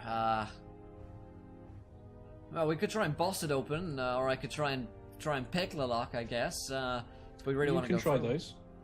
Just 1 second before we go busting down any doors. Like, I am as keen to make as much money from this as anyone, but if I had a fuckload of money and I could afford to have all the fancy decorating I want, I would quite like my own face on the door. So, how do we know there's not a big fucking dragon on the other side of that door just waiting to eat us up? I could look for the keyhole. That's a pretty good plan. Thanks. Knocking down there, lad. It looks like the keyhole doesn't give you a clean view all the way through to the other side. It's a fairly complex mechanical lock, you think? It looks clear-ish. I can't be sure. Is it possible for us to get to like this area here? Is it possible for us to walk down there? You can if you wish to. Yeah. I don't know. It seems like the only way. Should I give it a pick, see if it works? You can try that. Do you have thieves' tools? Yeah, I got thieves' tools as a Yeah, rogue. you can do that. 16.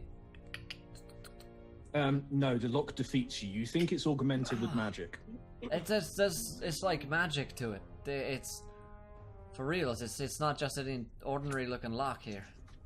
Yeah, that's the excuse I use when I can't get them as well.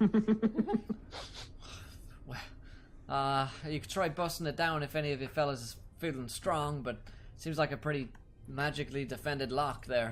It's very sturdy, this door, yeah. Oh. Could I try and cast something at it?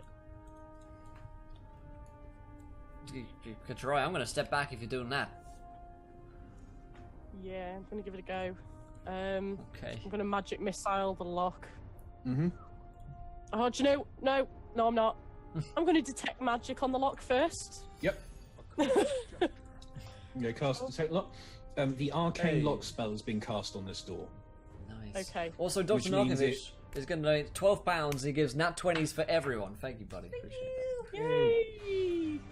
Yeah. Thanks, so Doc. the difficulty of opening it is higher than it would be for like a mundane lock. that. So somebody doesn't want us to get in here at all.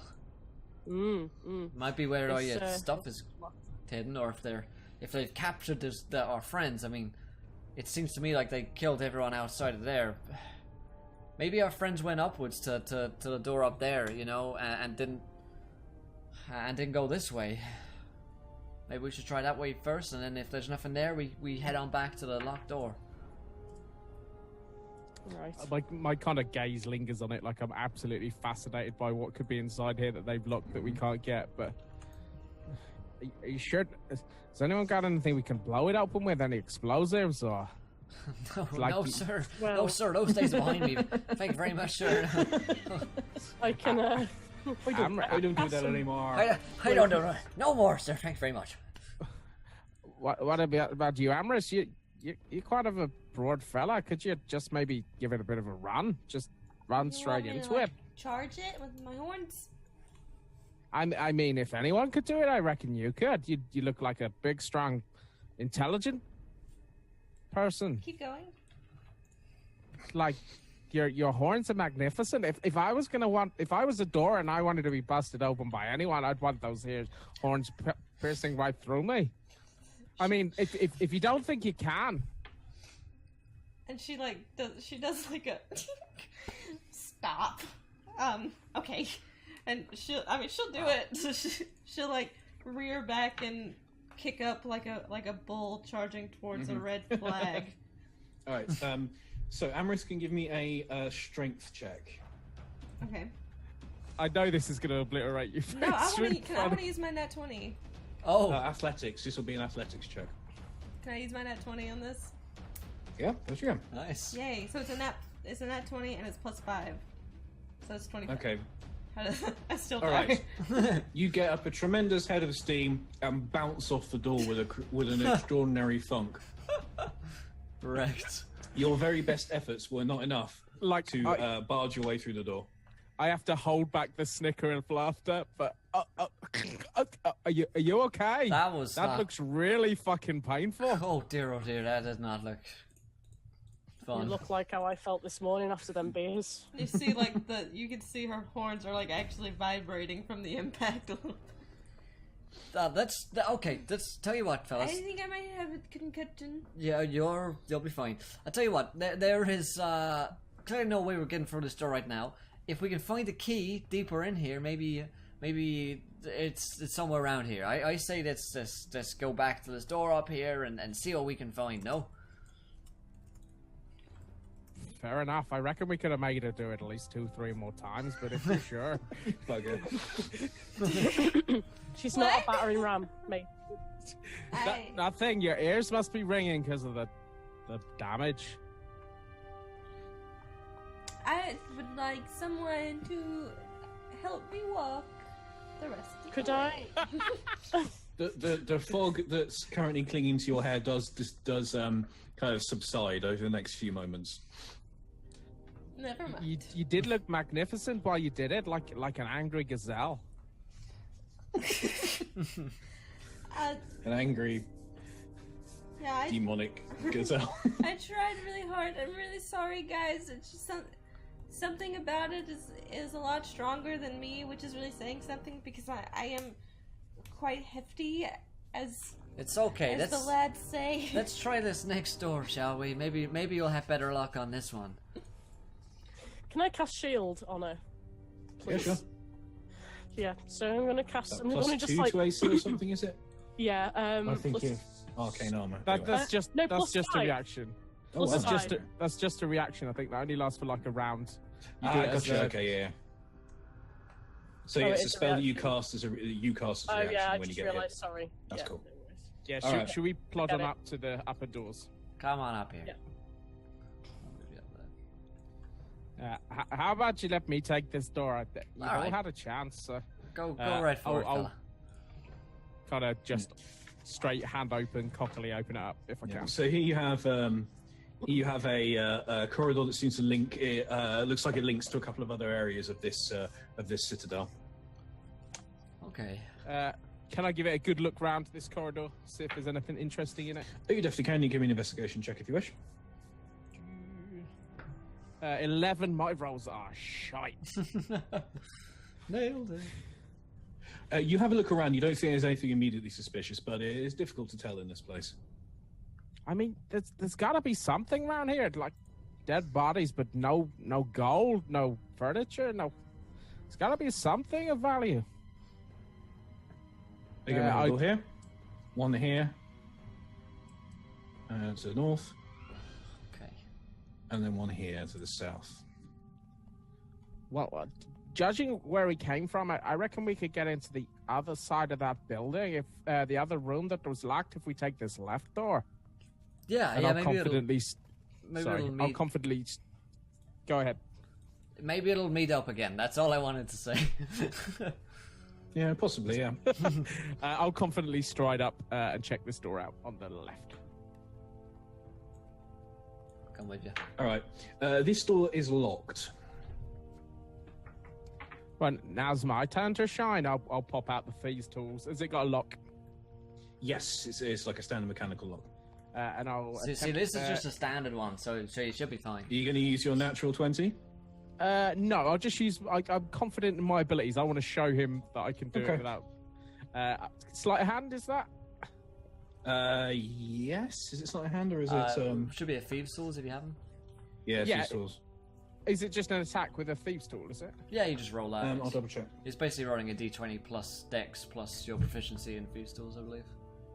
Yeah. Okay. I haven't got them added in, so I'll just. It's, do you can pretty this much roll for now. sleight of hand usually. 20. 20, just enough, and the door springs open. There's a stone. The stone relief carved onto the door shows a dragon-like fish swimming. The door opens. I'll turn to Crawley. I give lessons, you know, but you probably can't afford me. It's a I 10-foot don't square wanna chamber. Break into places. A 10-foot square chamber cut from stone. It's got an upright keg fashioned from rusted iron. There's rusted pipes leading from the keg into the floor. Huh. That's... I'll go in. Has it got a lid or anything like that? There's a metallic bung in the top. It's clear, guys. You can come over. Okay. Thanks. Go on, there you go. Anyone fancy partaking? No, not particularly. Has it been used recently? Could we sell its It would be difficult to tell. It certainly has been maintained recently. Yeah, okay. That seems like there's not much to it. Let's try next door, I guess. Amherst is like, I've never seen a mermaid so close before. Yeah, me neither. Yeah, she looks like my wife. The door that Crawley's at is not locked. This one doesn't seem to be locked. Careful. It looks like it's empty except for a curious statue standing against the north wall and just a litter of kind of rocky debris and rubble. What's the statue of?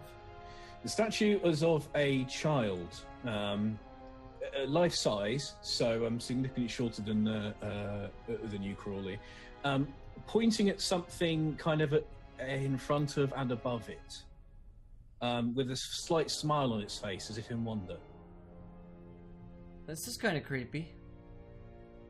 Guys, come look at this. There's a statue of a kid. It's that ain't good. That's weird. Like, Do you think they worship this or something? maybe this is a Charlatan? I'm really not sure. I don't know how I feel about that smile he's got on his face. It looks a little bit off-putting, I'm not gonna lie. Yeah, that's kind of. I don't like that. Not one bit. Not one bit. Oh dear. Oh dear. Maybe go talk to it or something. Oh, okay. Hi. You a Charlatan? I say the statue. There is no reply from the statue.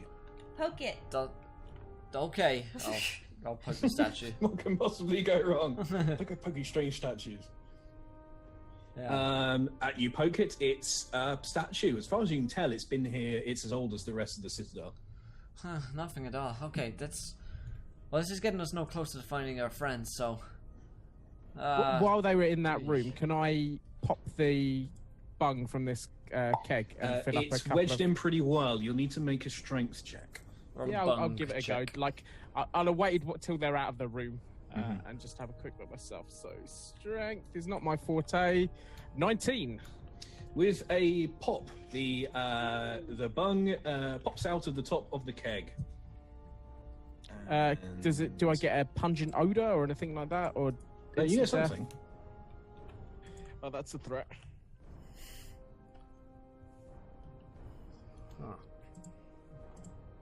What you got over there? Let's see. 1 second. It's a successful bung pop from Gareth. Not his first. Yeah, my first bung pop roll though. Pop those bungs. This is so weird. Strange conversation. Oh God, Will. Once you pop, you never stop. Right. Oops. Just coming up sayings. Also, we are about to get into our next viewer decision here, by the way, guys. So, Oh my God. stick tight. So, while we're kind of waiting, I'll speak to Amris. So, what's your story? What are you doing here? Where did you come from? There's not really that much to me. It's just, I like to have friends, and I really don't like to be, alone, and, I have a lot of, insecurities, and, so a lot of times I like to stay close to my friends, so, no one else can hurt me. What made you so insecure? Did someone upset you? Did someone break your trust? I don't know if you really want to. Maybe you really want to know about all that. But right now we're just, I mean, you can have a drink. Tell me about it. Okay. And she like turns her back to you and kind of lifts her shirt up a little bit, and on her back you see like she's got horrible like scars. Like it looks like she was very severely beaten a long time ago, like all over her back. Holy mackerel! Holy shit! And she like drops it really fast, and she's like, "Don't tell the others, okay?" Oh, I understand, but is the person that did that? Are they still around? Yeah. I don't really want to go into a lot of detail with it, but a long time ago, I was really, really badly beaten by a noble. I really, really don't want to give names. I don't want to start anything again, but I don't know. Ever since then, I've just been really scared because of the way I look, some people just kind of assume that I'm the devil or something like that, and I'm really not, just because I look really scary. I've really been working on controlling my temper and just trying to stay around positive people and things like that, so I Oh god, what's that? Holy... So while you guys are chatting, from the keg pop a pair of very peculiar, small sprite-like creatures, one of which seems to be composed of steam, and one of which seems to be composed of ice. And cackling and shrieking between themselves, they emerge from the keg and start attacking those who disturbed their slumber inside. So we are going to have an initiative check. My ma always warned me about these. If you drink too much, you get the beer pixies. Mm-hmm. Oh god. Right, I'll put on my initiative bitch crown. There should be like a button we can click on Roll20, right, to get the initiative up. Probably. I think There's DM maybe on the top top left. There you go. There you go. And then if you click on your character token and then click initiative, that should probably do it for you. Not all of our sheets are connected. That might not work. yeah, sorry. Yeah. Mhm. All right. Don't take my roll of bitch away from me, Will. Yeah, all right. You're a bit of a bitch. I rolled a 5 again on initiative. God damn. I rolled a 20. Nice. I rolled a 19. Welcome in, Oral. The character sheets are there online in case you want to take a look at them. We're currently in the Sunless still. Give me one sec. Method. Yeah. Dear goodness. Also, if you guys are enjoying the show, hit that follow button and join us. Thanks for all the So donations. our ice method, which is the blue one, gets a 15, and our steam method, which is the red one, gets a 7. Nice. All right, I'm gonna be right back. I'm at a bomb turn I'm on it. running the show here. Yep. You're in Let me control. Do my thing. I'm stepping down from the camera over there, guys. All right. if you want me to DM here too, that's fine. So you're up first, Sid. Okay.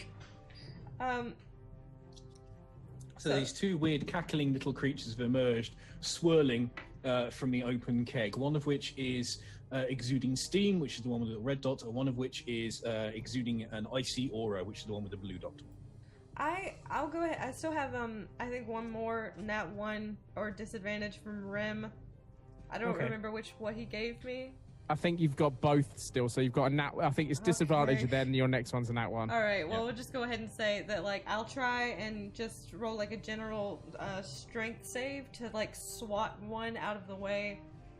But it's, Okay, you can make an attack to try and batter it. But it's gonna be a nat 1. But no, yeah, you're at disadvantage, aren't you? I figured I could. Okay. I think you've got to have them as two separate ones. You can't combine them together. Okay. Well, this one. We've got to prolong your punishment. You're a bitch, Gareth. Queen bitch, thanks. Okay. So to do that, so it's that, and then Yeah, you roll twice and take the lowest. yeah. So I rolled a nat Alright, 20, so you'll but get we a can't use total- that one. You'll get a total of 10. This is against the ice method, which will just miss it, I'm afraid. Are you swinging with your great axe or your hand axe? A hand axe. Okay, because if you want to have your shield in your other hand, you'll need to have your you'll need to be your hand axe. All right, who is up after Amorous? That will be me. What you going to do, brother? How close am I? So which one is closest to me? I can only really see the ice one, so I'm going to attempt to talk to it. What the fuck are you? You better stand back, and then I'm going to try and stab it at the same time. All right, cool. Go for it. The door is open, so you can see both of them. And I have... the one Oh here my and the god, one that's a natural 20. Oh, there. A baby. natural 20, so no, you it's not. crit No, it. no, it's not. Sorry, that was Sid's. It's a 19. Okay. A 19. 19 in total, it definitely hits the ice method. So that's going to be a 5, and then because I'm next to... You're next. Amorous. You get your sneak attack bonus, I believe. so that's going to be 6 total damage. 6 total damage. I see. Not bad, not bad. Man. Okay, who's up after Mr. Rhodes? That's me. That is the ice method. Okay. The ice method inhales dramatically and sprays a cloud of icy breath over Amris and Rhodes. So you are going to need to each give me a dexterity saving throw. The difficulty is 10 to avoid being caught in this. 18. Nice. 18. I got excellent. 12. I think that's your natural one. Oh. So I don't think you're Oh. clear. Right. Never mind. So ice breath does... So it's 7. Okay, the ice breath does 7 damage. If you passed your test, you only take 3. If you failed your test, you take the full 7 ice damage. Very nice. And it cackles hysterically as it sees its caught Amris full in the face with a gout of icy breath. Who is up after our ice method? That is Lee. Dovan. So Dovan. You see these horrible creatures emerge and start breathing ice over everyone. The steam one is right in front of you. I am panicking because I think it's bear pixies. Yeah, the worst So- kind of pixie. Yeah. So I'm gonna just cast. I'm gonna cast Ray of Frost on it. Yep, this is the steam one. Yep, It is, yeah. the one with the So- little red dot. Yep. Yeah, that's right. So Ray of Frost, it's one action. Make a ranged spell check. Okay, so let me just check that. So.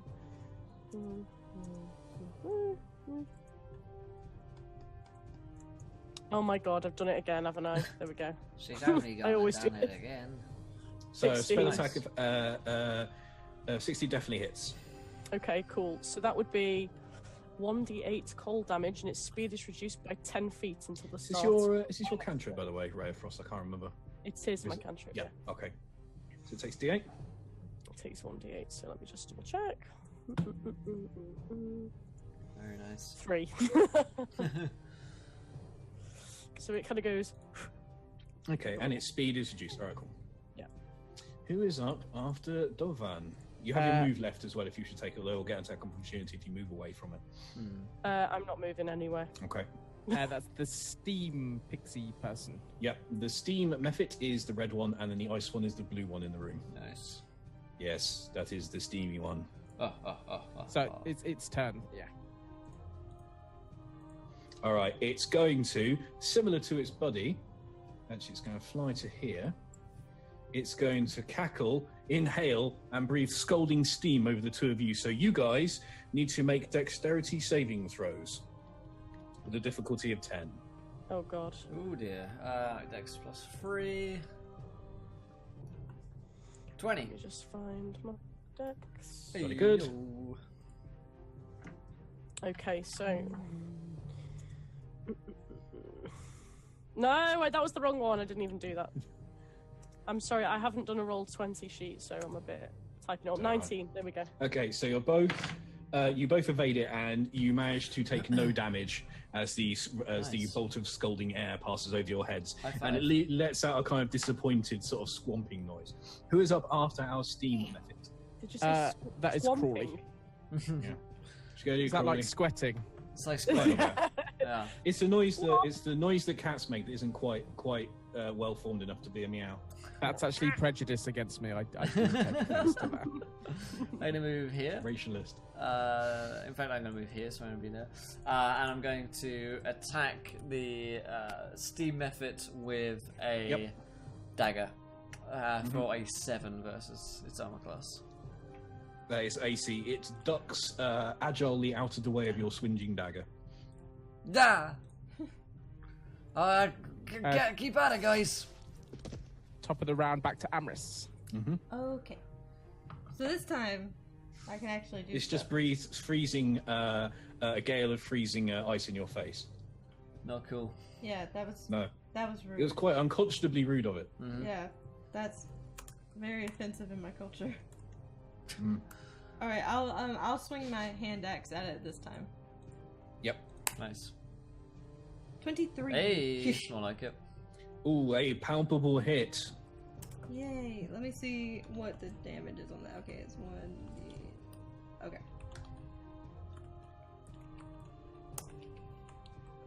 4 damage.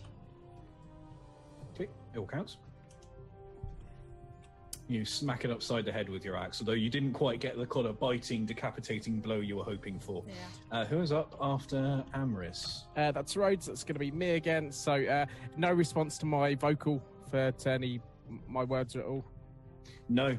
These things seem pretty malevolent little buggers. Am I even speak on? About turn you into a frosty kebab, you bastard. That's going to be a 19 versus AC again. Against the ice method, definitely hits. 1 plus, God, that's terrible. You get your sneak bonus, don't you? Yeah, that's going to be 7 total. Total Nice. 7 damage, okay. Not bad.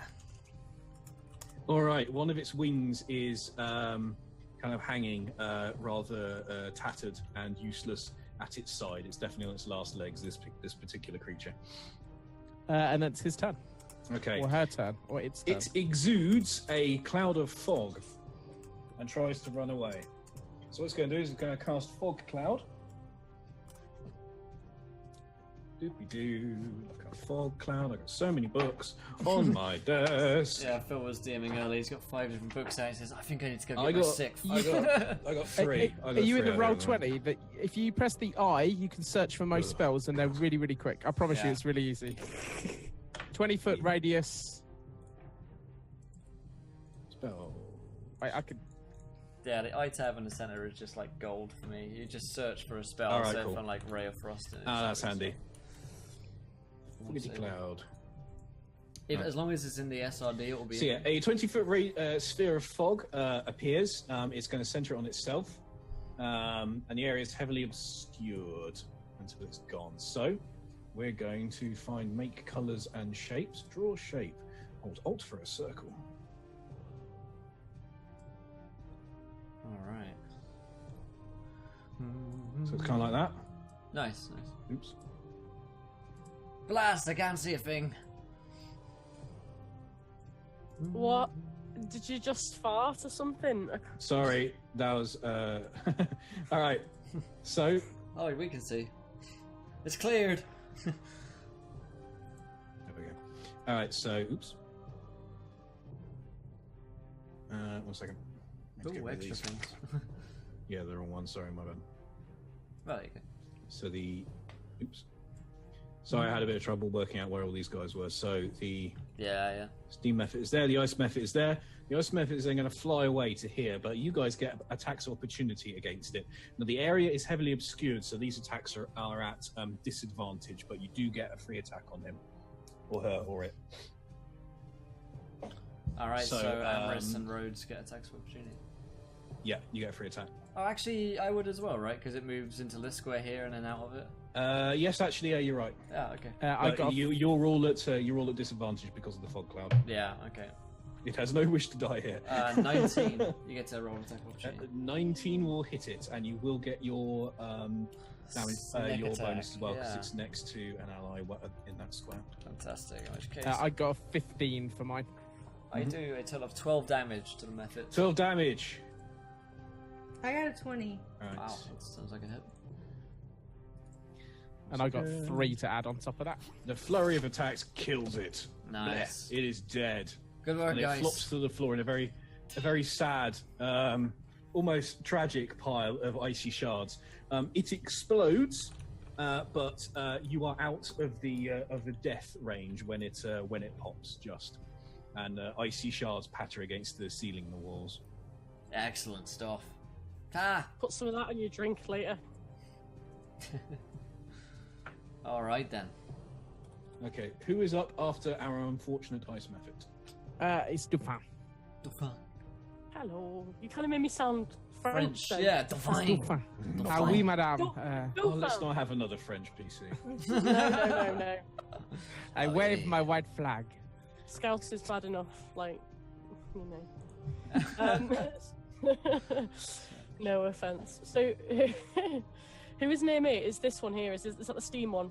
Oh, The steam method is the one that's next to you. Yes. Yeah, I'm gonna swat him with a magic missile. Twat. Now, is that a ranged spell attack, or does it always hit? I can't remember. It always hits. It always hits. Does it need to make a Always hits. save? he needs to make a dex save, I think. Let me just check. Magic missile, is that what you were doing? Yeah, that's Yeah. all I Just, hit. just a hit. Magic You just missile. roll damage with magic missile. So you- 1d4 plus 1 force damage. Okay. And that's so- several times, right? Oh wait, no, you're only cutting it first. As you go up in level, I think you get more of them. That's right, yeah. So it's just the one at first level. Yeah. 3. Nice. Okay. So I think I'm just pissed off and just go, no! With a meaty thwack, your bolt of force hits it. Pretty square. Who's up after Dovan? That is the steam method. The steam method. Right. Let's see. Don't hurt me, please. Don't turn me into anything unnatural.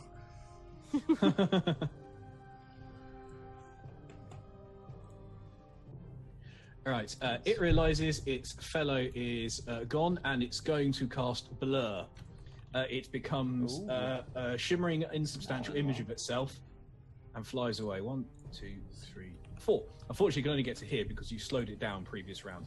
Now, Dolvan and Crawley, you get attacks of opportunity against it, but those also have disadvantage because of Blur. Yeah, you're right. Fuck. Okay, Ooh. cool. Clear away this corpse. Let's give it a go. Let's try and get him. I see you, Slim. I see you now.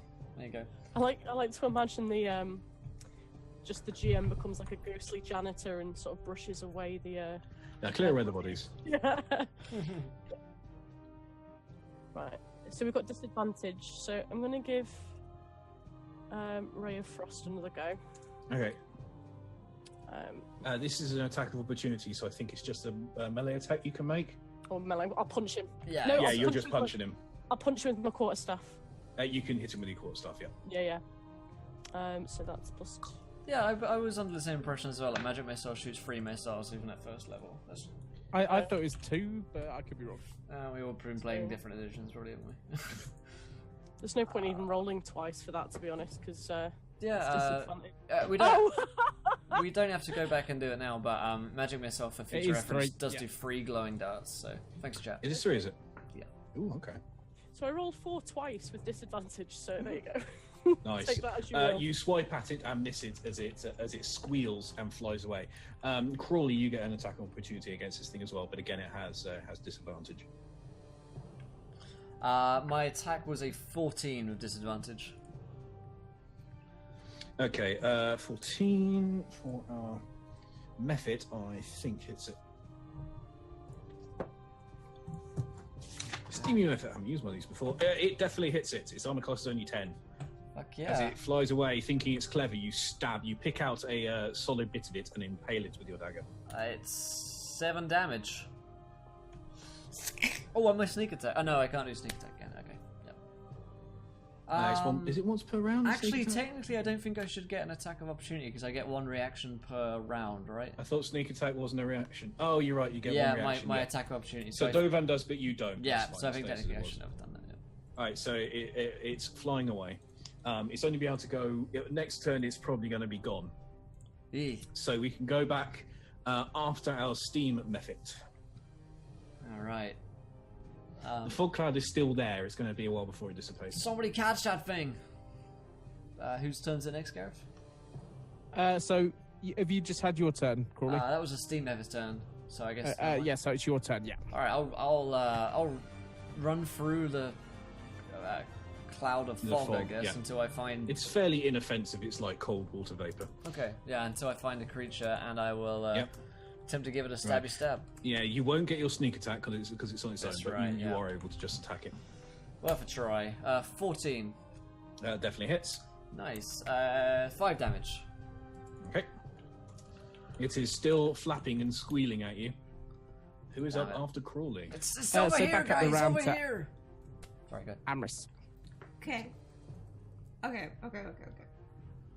I think I can try to throw a javelin.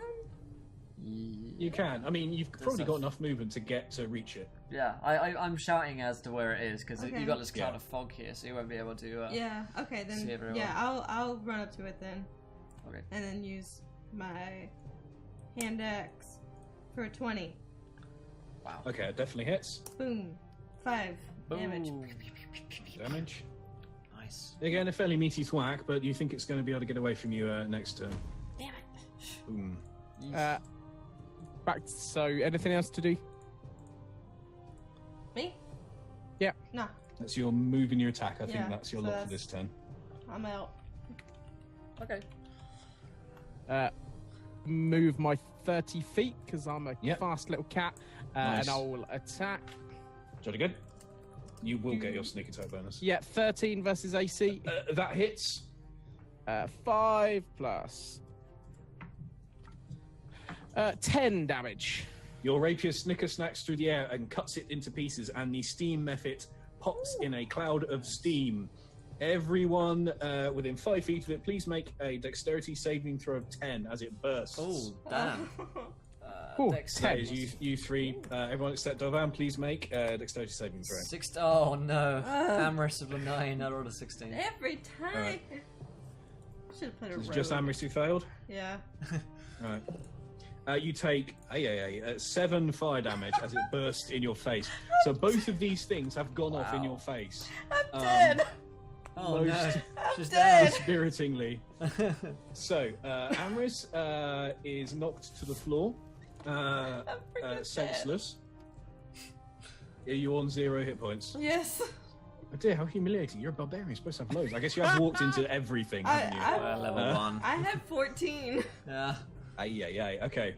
So Amris falls to the floor as the last wisps of the steam method Try and scoot in dissipate, the and is going to start taking death saving throws unless someone can stabilize her. Are we out of combat? Yes. I'm gonna go. No, Amherst. Why? I've read a little bit about how to help people who have died a little bit, so just let me have a look. Can I roll medicine? Yes, I'm going to double check. Medicine is, what is it to stabilize someone or heal them? Medicine check is a DC 10, I think. Wisdom. Yeah. Yeah, medicine is wisdom based. Okay. Can I use my natural 20, please? You are more than welcome to do so. Yay! I'll do that. I'm sorry, guys. I was just in there, and that keg just exploded on its own. Those things popped out. I couldn't call you. It was too quick. Yeah. So you're able to stabilize. Your friend is unconscious on 0 hit points, but isn't going to die. Cool, thank you. Right, is anyone here good with the plaster? I give it a go. She looks pretty bad. So Well, she's not gonna go. So it's going to be a while before Amris comes round without magical healing or anything like that. I don't think I have any magic healing to do. I'm a rogue, so sorry. Maybe we should get her into the room with a keg in. It's kind of small, and we can go unnoticed if anything else is walking about. We can You definitely. can try that. I mean, you can probably take the keg out first. as long as no one knows that you're there, you could probably barricade yourself in this area. If nothing deeper in has heard you or knows that something's going on, you might be able to barricade yourself in there. Yeah, Maybe we could take a rest whilst we're at it. yeah. Take a rest. I will just check this keg and see if there's any remnants, and if there's no sign of anything, I'll put the bung back in just in case. It Inside the keg, in a little puddle of water, there are 5 tiny sapphires. You think they're each worth about 10 gold pieces. Ah, Oh. So I'll hand one out to everyone. I'll put one into Amris's pocket, and I'll keep 2. Okay. thanks. See, you hang around with me, we get paid, okay? Yeah. How you I die, don't- right? don't feel bad. Well, she'll be okay. It's just a flesh wound. It's nothing that I've not seen before. It's going to It's take like a D4 scratch. hours. It's going to take D4 hours before Amris comes around naturally. You are probably going to be able to barricade yourself in here for that time, after which you'll be able to take a short rest to see if you can get some of those hit points back. Yeah, I'm going to say that you'll need to camp outside the Citadel if you want to take a long rest, which is like a proper sleep for like 8 hours. It's all 4 hours. All 4 All right, yeah. hours. She's completely out for the count and takes a long ass time to come around. You guys can barricade yourself in here until she comes around, or you can take her out of the Citadel, preparing to camp for the night outside. it might be getting dark. Maybe it's safer to camp outside than go back in. If we can carry her out again. She looks in a bad way, and it's been a few hours and she hasn't woken up. Yeah, I'll carry her. Let's go. You guys lead the way. I can't see for anything here. All right. So you can head out of the Citadel and find a place where you can camp, like kind of out of eyesight of the ravine, and you're able to take a short. You're able to take a long rest out here. So spend hit dice and so forth, and get spells back and all that. Yeah. And after a few hours, Amris comes round rather groggily. How you feeling? I kind of feel like I've been maybe attacked by a rat and then ran into a door and had a lot of things explode in my face. You know, all of those things actually happened not so long ago. Oh, well, I thought it was a dream. No, it was a terrible dream. terrible reality was what it was. You That were makes you, amazing, though. A warrior princess, like you were dead good. Really? You were Oh, fantastic. that Like was- we were goners, and you took out that beast on your own. You killed it, and it just kind of, as it died, it blew you backwards. But without there, we'd have been stuffed. And I kind of look at the party, saying, just with my agree with me, Ice. I'm backing you up. Wow. It was very, very impressive, I have to say. Very impressive indeed. Well, You lying to then someone with insecurities is not good, but you guys, and she's like still a little bit delusional, could probably fall back asleep in a minute. She's like, you guys are so welcome. I'd do it again in a heartbeat. If you needed me to teach you any tricks or anything, you let the old Amorous know. You need some sleep. Uh-huh. With the state you're in, you probably shouldn't be offering those heartbeats around. You need everyone at the moment. You miss any more, you'll be dead. Okay, you guys are able to take a short rest while you camp out for the night in the forest. Cool. All right. Whoop. I actually don't need 20 hit dice, so I'm all good. So sorry, short rest, yeah? Sorry, you can take a long rest out Oh, here longer. Oh, if you're okay. camping out here for the night. Yeah, we'll camp out, I guess. Yeah. Thanks, Quickie. And then we'll head back in the morning, I guess. Sure. Man, this is old school.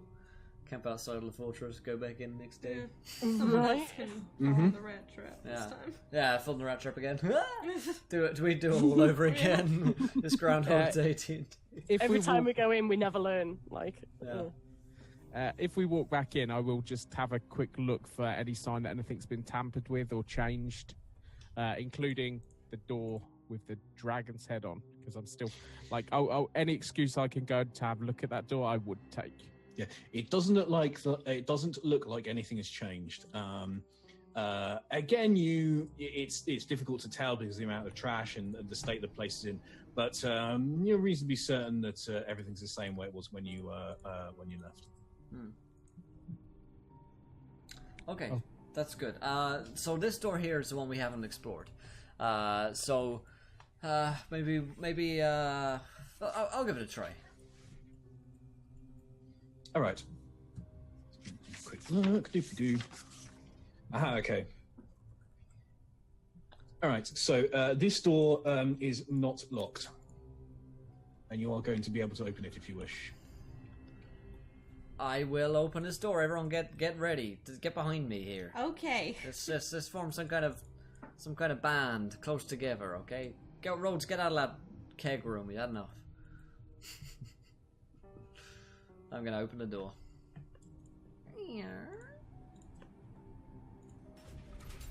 Holy shit.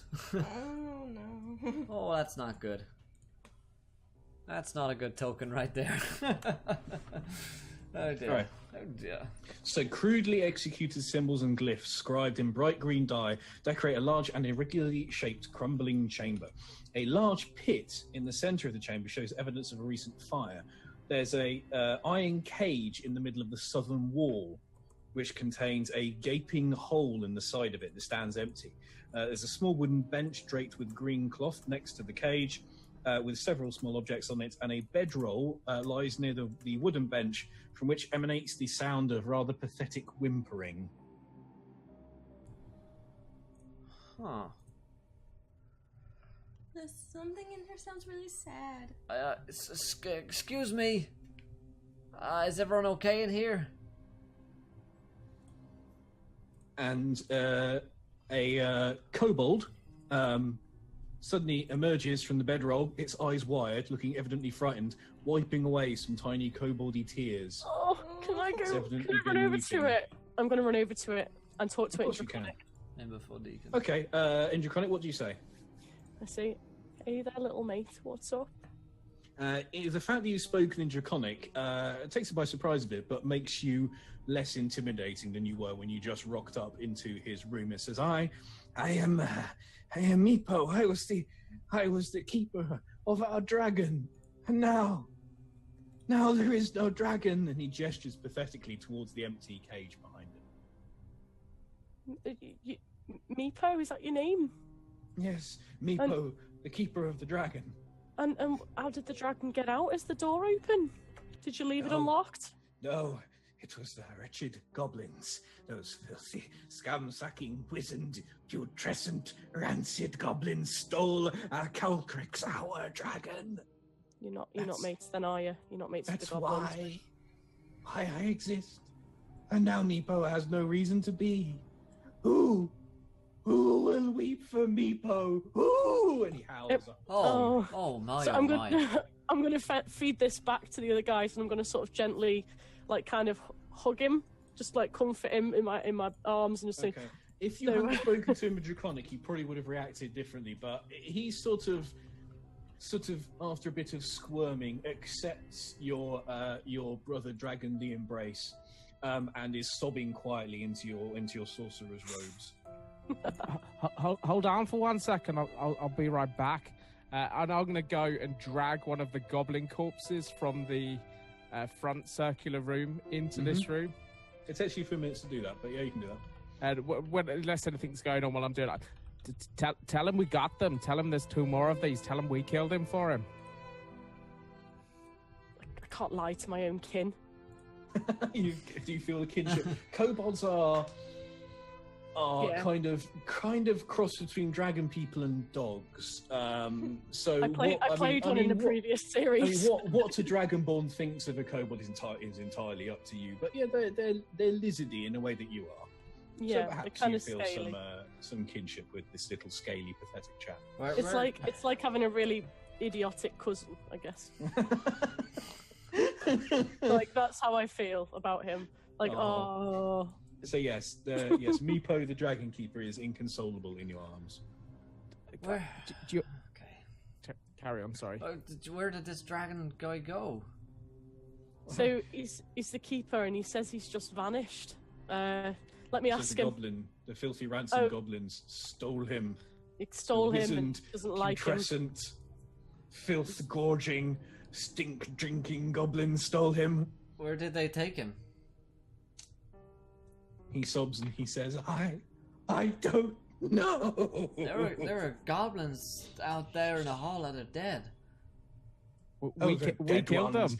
They're deeper into the Citadel, filthy, foul, teeming, matted, rancid hordes of them. Yay. We can't make much sense of what you're saying when you're cursing like that, mate. Please, forgive Meepo. Meepo is deeply emotional. I know. It's all alright, buddy.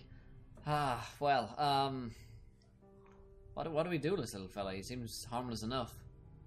How many more of you are there? Is it just you, Meepo? Have you got any friends? Oh, there are many. Yustrail knows. I can take you to meet her. She's our leader. If you make nice. She is scary. If you make nice, maybe if you promise to rescue Calcrix, maybe she'll help you, answer your questions. Whatever you came here for, perhaps she can help you. If you make nice, please do make nice with Yustrail. Oh, we can make nice. We're Make nice. upstanding Good. citizens. Good. Oh, Just God. while Dovan kind of holds this kobold, he's going to kind of turn around and go and like growl at everyone to make sure that they do make nice. You need to make nice. Okay. Let's go meet this lady. This nice lady, and Come with me, and please, be nice. For Meepo's sake. okay, Meepo, we'll be nice. Okay. He leads Dovan by the hand up to this area here, which we can reveal here. There it is. Ooh, okay. Along this corridor here. Oh, hello. Oh dear. Oh, hello. Hello there. As we're walking out, is there anything on this table here? This table here. Sorry to... There's a sort of a tiny altar here. There are containers of green dye, a paintbrush made of goblin hair bristles, and 4 tiny jade figurines of dragons. They're probably worth about 15 gold pieces each. That's what's on the bench. It looks like a kind of miniature shrine to dragonkind, sort of. So I'll let everyone leave the room first, and I'll just pocket one of the dragon. Okay, so you've got little jade dragons worth about 15 gold pieces. He leads you up into a hall of dragons, a double row of relief-carved marble columns march the length of this long, large hall, and the worn carvings depict entwining dragons. It's very kind of handsomely done. While again this place has seen better days, this is a very kind of koboldy, draconic. It was once very, very fine, a very fine place. Also, there are several kobolds here which look, compared to Meepo, they look pretty badass. They're armored. They look fairly tough and battle scarred. They're significantly bigger and tougher looking than Meepo is. There is one.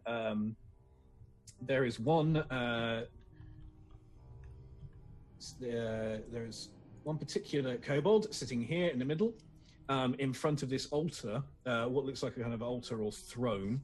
Yeah, there's a short throne against that west wall. It's made of fallen bits of masonry, so she's kind of assembled this throne for herself against an old altar, with a variety of bits and pieces on the altar.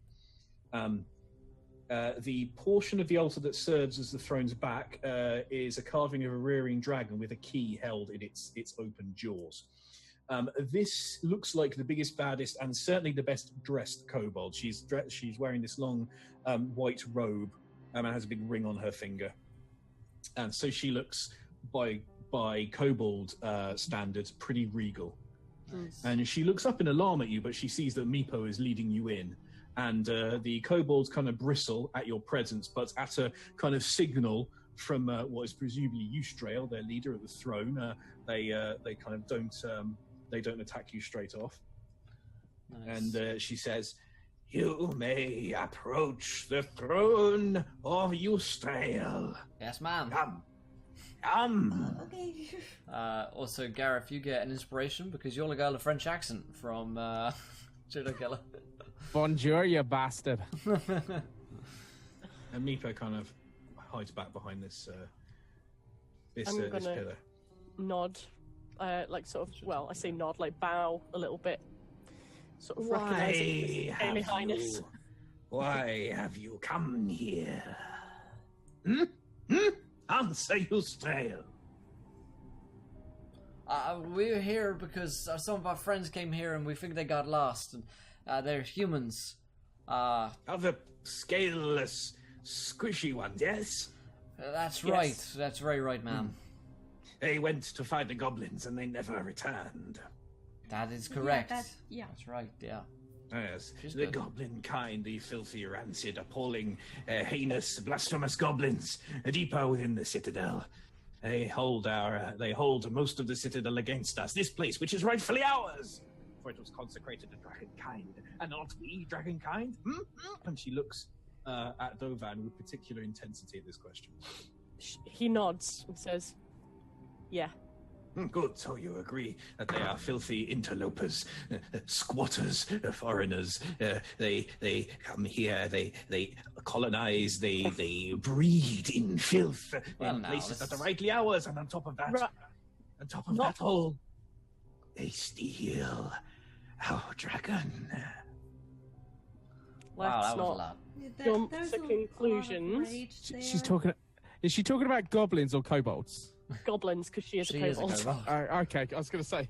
Yeah. I'm Let's really- not jump to conclusions. Let's just have a I mean, chat about that's- what's been happening. That's a lot of very strong language. I've never met a goblin I liked, but I'm sure I mean, there's some nice I'm ones. sold. Fuck all goblins. Fuck all goblins.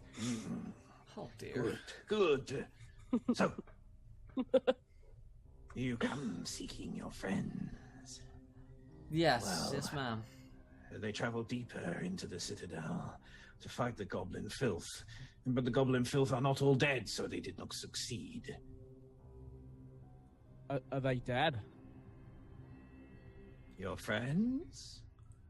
Yeah, let's call them that. Perhaps. I know not.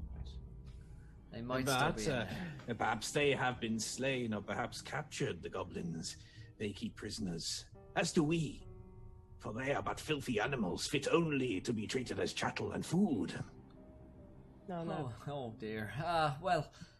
Could you point us in the direction of them? We're, or maybe lend us some help. You've got a lot of very strong kobolds around here, excluding Meepo. And Nice. we're Be nice. we're looking to fight the goblins. So I see. Well, we shall not stand before you. But the goblins stole our dragon. If you can return Calcrix to us, I shall grant you a reward. For I am the mightiest among my people. I led my brave few to this ancient holy site where dragons were worshipped long ago. I am the lord of this place, and it is right that I have my own dragon. So, I reward you handsomely for the dragon's return. And Meepo can be your guide. And Meepo sort of cowers behind his pillar. Doesn't look like he likes the idea of this that much, but if you're pretty sure he's going to do whatever this this Yustrail says. I'll wink at him. What was your dragon like? What Cruflex? Is it Cruflex? Calcrix. Calcrix. Truly the most magnificent of all. The great mighty thunder lizards of the sky, yes. Such a wondrous beast one has never set eyes upon. If we were to sit, if we had 3 dragons, how would we tell your dragon apart? Is it what color is it? Is it friendly? Its Lots of scales gold. are the color of ivory and ice. Its wings are the thunder. Its breath is the very chill of the winter wind. It's black and silver. okay. Oh, that's good. That's good. Did this dragon have like a large hoard of coins anywhere or anything that's potentially left unguarded by a dragon? Now that'd be very dangerous. It would gather shiny things about it, as all dragons are wont to do. If it has been given leave to do so, I have no doubt it will have done it again. But where it was kept before, where it was stolen from, maybe we should go back to the scene of the crime to really work out what happened. Maybe we should go see It was Crucifix's captured lair. in the wood. It was captured in the woodlands when it was abroad hunting. Many noble, brave kobold elites hunted it down, corralled it here. We spent many, many lives to gather this wonderful symbol of kobold might. No, you will not find its lair. Well, I think that this lady's been more than welcoming and accustoming to us. Why don't we go with Meepo and find these goblins and slay them, and try and find the dragon. And if we find a horde, then we find a horde. This is Could I- exciting. Could I beckon to Meepo to come and like jump on my shoulder? They're only tiny, aren't they, kobolds? They're sort of goblin or halfling size, maybe a little bit smaller than halfling, kind of gnome sized. So it's like having a 9-year-old on your shoulder. Do you have a papoose? Oh my No, I god. need a papoose. Every time. Oh. Meepo No. is happy to kind of scurry along behind you. Sure. Excellent. Okay, that's lead the way, Meepo. You got it, buddy. You got it. Okay, so stands aside. Meepo leads you to this door here. And in Draconic, he says to Dovan, be careful, there is a trap on the other side. the goblins tend to come through this door when they attack and raid. There are a couple of other ways around, but that's kind of the main way deeper into the citadel. And so the kobolds have built a trap into the next room, but Meepo knows the way around it. Okay, so I'll feed this back. I'll say, guys, you've got to follow Meepo because there's a trap on the other side there. So Meepo here skirts very carefully around the edge of this room to here. Okay, Can I mimic his movements exactly? You can. You can follow him, and you're fine.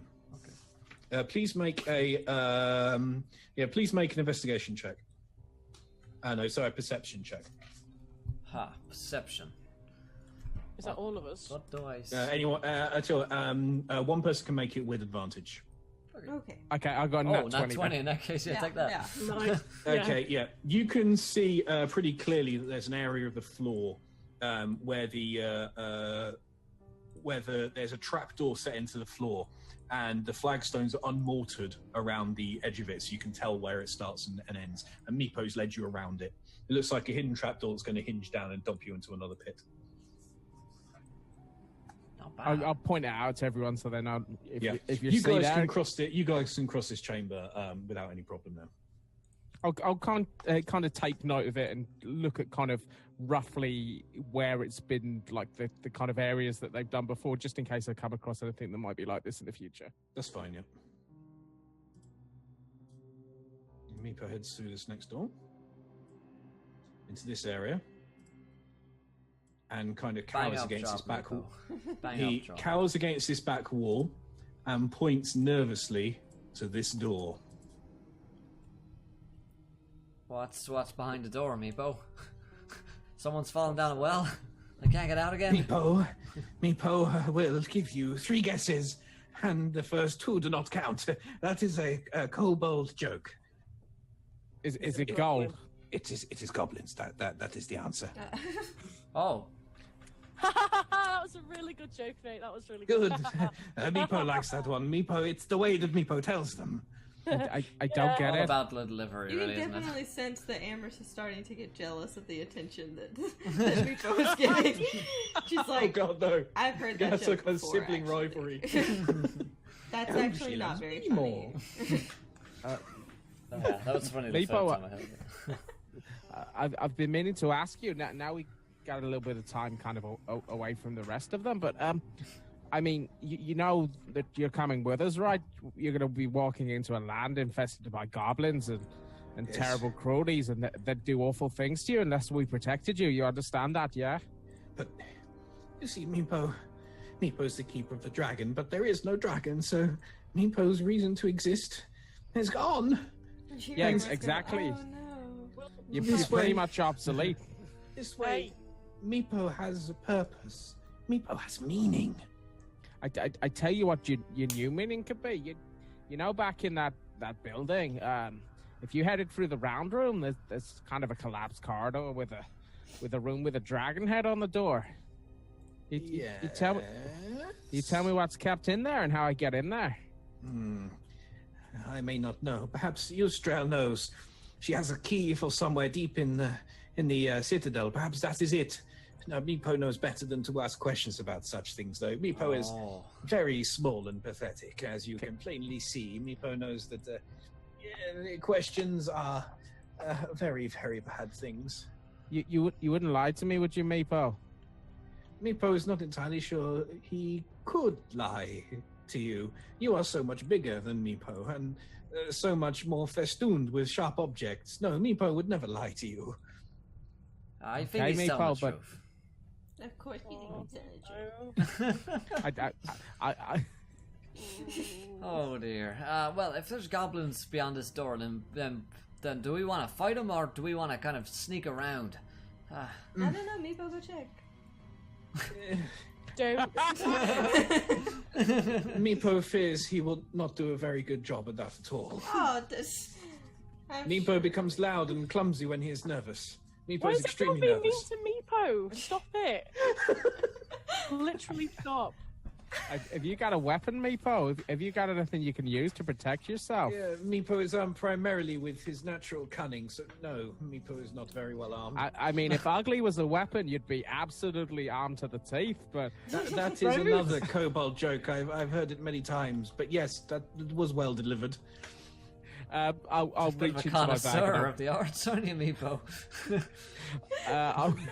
It's a fucking comedy critic. Well, it was well delivered, I suppose. I'll pull out a dagger and I'll say, Meepo, do you know how to use this? Well, Meepo can probably make an educated guess that the pointy bit goes in the other person.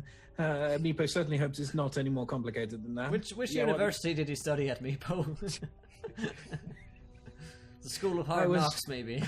Yes, I was educated in the age-old university of being punched until I learned. Well, that's a good one. The tuition fees are quite high, but it taught me well. Cost you a few teeth, lad. Well, understand. You take this dagger and you push it into the neck or the kidney. That's where you need to aim. Okay. Neck or kidney? Yes. Take your pick. Go. Do both. Probably if you got kidney. time. It's lower down. Yeah, you can really fuck someone up with that one. Okay.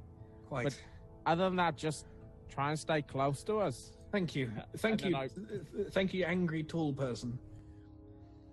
I mean, my name's Rhodes. You can call me Rhodes. Rhodes. Thank you, Rhodes. And I nod, and then I go and open the door. All right. Oh my god. You guys are leading him astray. brave man. You're gonna corrupt Meepo. Right. Meepo for The press. stench of garbage and carrion here are evidence of years of use by the unsanitary tenants.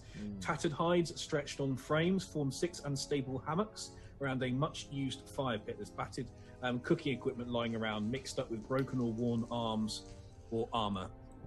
There are 3 goblins here, sort of bickering amongst themselves, sharpening their daggers, being generally goblinish, and they turn around as one as the door bursts open to reveal Mr. Rhodes, and we are going to roll initiative. So Winslow, how's it going, buddy? Let's do it.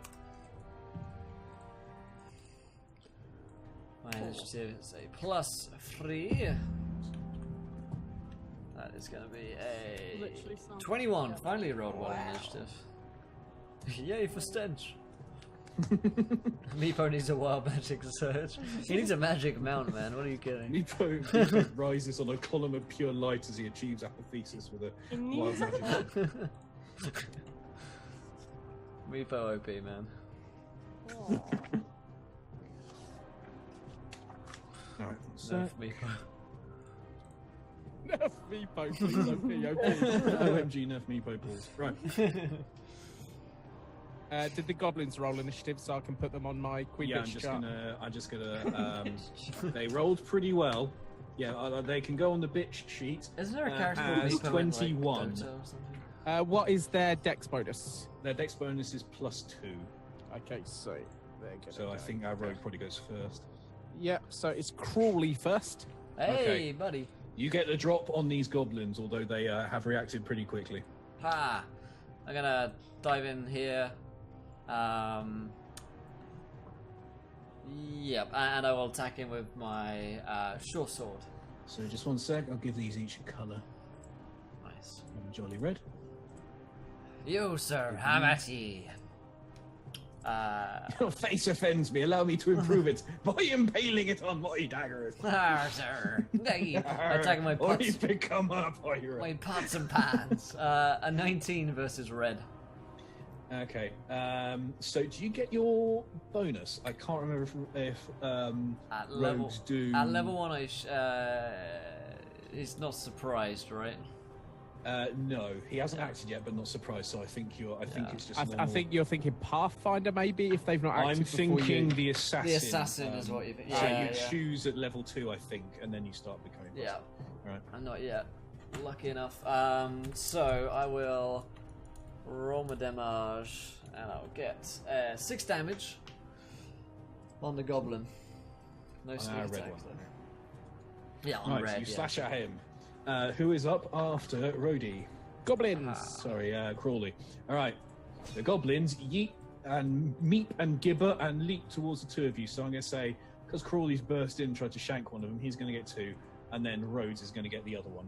So 2 are going to try to... Actually, no, one of them is going to hang back. So one of them is going to try to hack at Crawley with his scimitar and get a rather pathetic 9 to hit with it. And then one against Rhodes does the same thing and gets a slightly less pathetic 13. Does 13 hit your AC? Still too pathetic for me, I'm afraid. Okay, and then the goblin at the back is going to shoot a short bow at Crawley. Oh dear. And get a 20 to hit. That's a hit. Ah!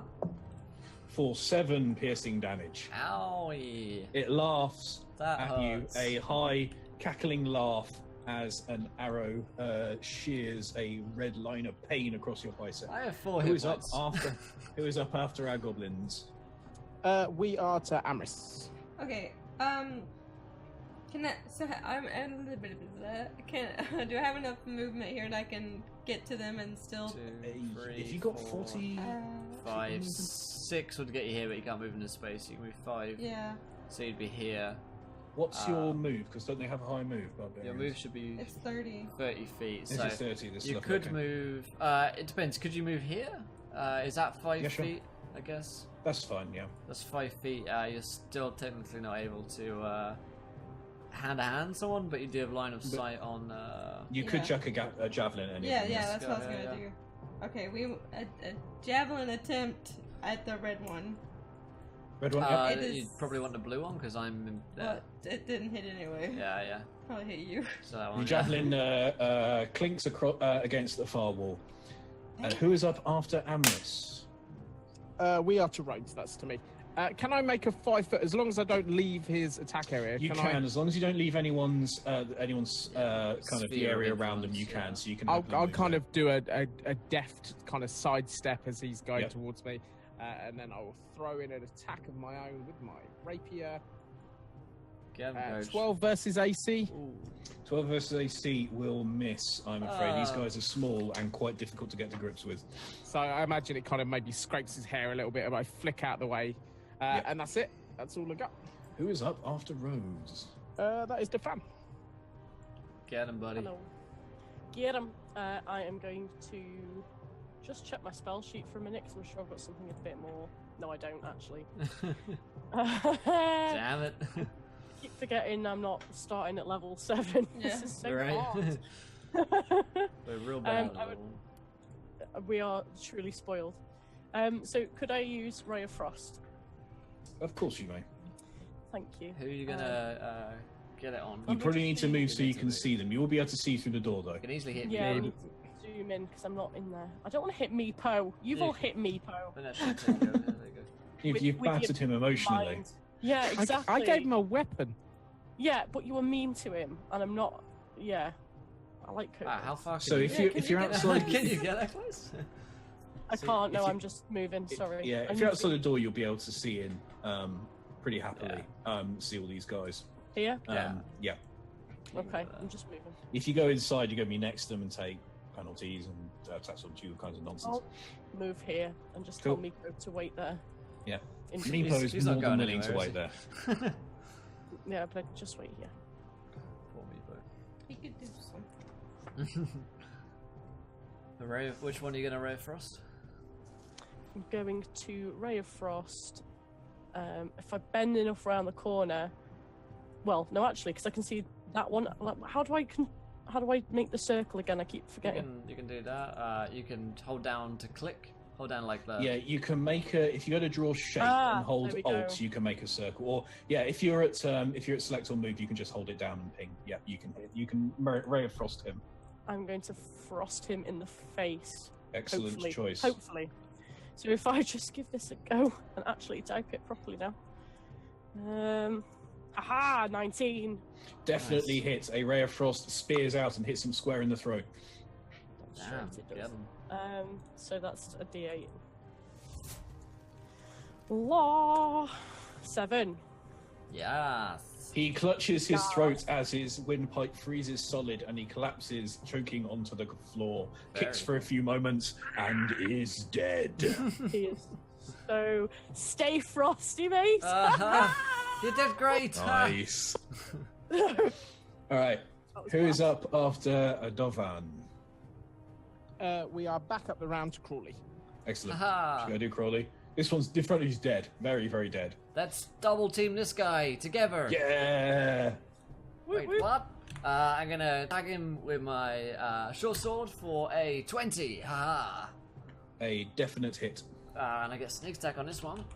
So it's 5 plus You do. 5, so 10 damage.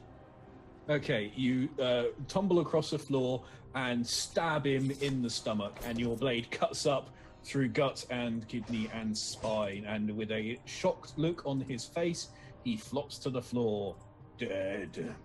Ha! I killed him! He's dead! Oh god, what have I done? Oh no! This is a really bad time to have a crush. Oh. I'm a monster. Good All right. shot there. Now they hit that other one. Who is up after Crawley? The goblins. All right. Don't hurt me, I'm sorry for killing your friend. This goblin realizes he's buggered and runs out of the room. Now, Rhodes, you get an attack of opportunity against him. Yeah. Although I don't think you get. Sneak attack bonus. No, let's fuck him up though. Yeah, I'm not Bosh. 15 versus Gosh. 18. Ha. Definitely hit that hits just about. They're quite sneaky, difficult to hit, but you've hit him. Very nice. One. Oh, how did you? 1 damage. You don't have anything in One. dex or strength? I do. Why is that not adding? Hang on. There should be a plus. It's a finesse weapon, right? A rapier? Yes, plus 3, so that's 4. Okay, so sorry. it's 4. That's I was like, how did you do that? All right. It yelps and runs up to this door and looks like he's about to throw the door open. Who's up after our goblin? Amris. Should go do Amris. Yeah, I'll chase after him. Excellent. Got him. Have you got enough movement to get to him? Yeah, I'm pretty sure. 1, 5, 10, 15, 20, 25. Yeah. And then I So- can move Yeah. here, right? You know, you can if you hold your token and press space on each individual space, it counts the area out for you. So you were here, right? And then, Nature is amazing. And you go up there. I mean, that'd be. It's like living in the future. Yeah, okay, I'm there. So I could I could use an axe on him, right? Yes. Cool. Hell yeah. Cool girl. I'm waiting for it to do the thing. There. 22! Oh, you definitely hit with that. Oh my god. Oh my Okay, god. Let me... Okay. Let me find my thing. Yes. Yeah, it's clean. I have to find it. Everyone just remain calm. 8 damage. Nice. Right, with a swipe of your axe, you strike his goblin-y head from his shoulders, and he is dead before his decapitated body topples to the floor. Now you're in this corridor, you can hear the sounds of some kind of conversation coming from beyond this door, a general kind of hubbub of activity. You don't think they're alerted to what's happened. Certainly this guy was trying to throw open the door, probably warn whoever's in here.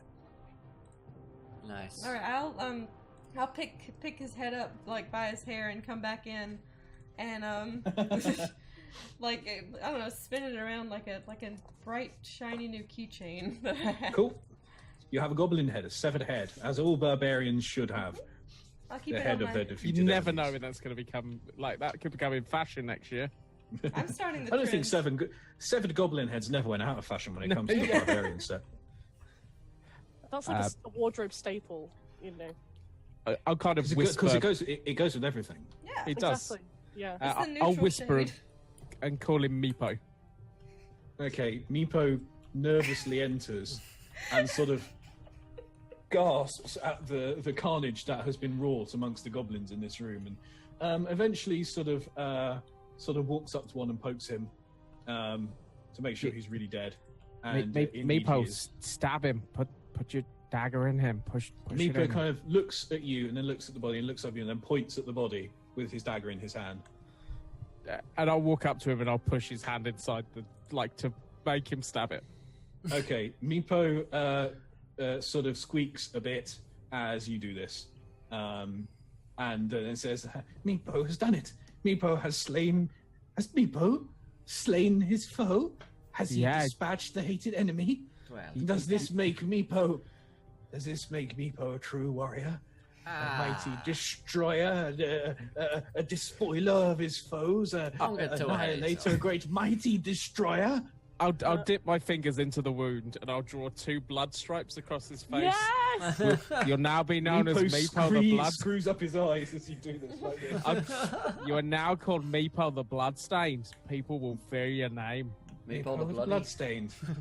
That is better than Meepo the Filthy or Meepo Come Here. Yes, I like that a great deal. Bloody Meepo is what I'll call you. Amherst like comes in and she's like, I got him. Amherst is like doing that thing where she's like obviously trying to brag about the head that she has, but she's like not directly saying. It's like indirectly being like, "Oh my god, this new thing is so heavy." This that I have acquired here. I don't know. I love the fact Meepo's just stabbed a dead body and he's getting more credit. Yeah, I'm like, I don't know how I got this new head that I have here. Just found it. That's very impressive as well. Everybody's very impressive here. Everyone is excellent and performed their tasks at incredible. Well, I think I know something aptitude. that Meepo probably can't tell you. What's that? That I'm pretty sure this guy, and she like whips his head in a very sassy fashion. She's like, this guy was gonna go warn somebody in there, and there's a little bit of a ruckus, and I don't think they've heard us yet. Did you know that, Meepo? Did you know? Did you know that, Meepo? How many of them were there? See, he didn't know. I don't know, but okay, so there are more through that door. How are we all doing? Are we? I have to say, I've taken a hit and I'm not feeling so hot. I don't think I can be frontlining it too much. Well, Meepo is fine. I mean, Meepo could go through now. He's Meepo the Bloody. I mean, yeah. If they're through there, it may be kind of time is of the essence. They're gonna come and look for their friends. We should have a quick look and see what they're doing in here. Maybe get the drop on them. How badly hurt are you? Can we stitch you up? I don't know. Can anyone do any healing or anything like that? Yeah, no, I've got you. And I'll go up and I'll like put my hand on his wound and just say some mumbo jumbo. There you go. That'll all be fine now. Oh, are you sure? That's a really strong healing spell. I learned it back in a town I was in. Don't tell anyone I know that. Okay. Okay. That's a new kind of magic in that I didn't see a bloody thing when you cast it. Well, that's how good it is. It's a specialist thing, stealth magic. I'd ask you to roll. Okay, I'll persuade, but like, no. I'm gonna roll a deception, just see how like. Yeah, I'm not actually. I got 21. Yeah, my passive insight is way lower than that. So you guys are going to be able to take a short rest in this kind of goblin guard room, but you won't be able to take a long rest. Yeah, let's take a quick rest, and I can spend my hit dice. I'll do my clean usual away these manky corpses. Usual thing, and I'll scout round and look for any remains, clues, money. Okay. Goblin guard room. Did you just say feck, Will? Are you properly getting into like Father Ted now? I did. He's in character now. You can't get him out. Holy Mother of God! All right. There's nothing here except some what you generously call meat jerky. Vinegary wine and other sort of worthless bits of clutter. It's not very nice, but it is at least reasonably safe, you think, to take a short rest. Okie dokie. Let's take a quick rest in here. I'm feeling better already. Okay. Well, if we're ready to go on, we can press on through this door here. But like I say, I'm still a little bit pained, so if someone else could lead up the front line, that would be very much appreciated. So where are you intending to head? The door. Where did you hear the noise from? This door here. Amherst. Can I kind of sneak up to the door and see if I can have a listen? Press my ear. Yeah, definitely. Give me a perception check.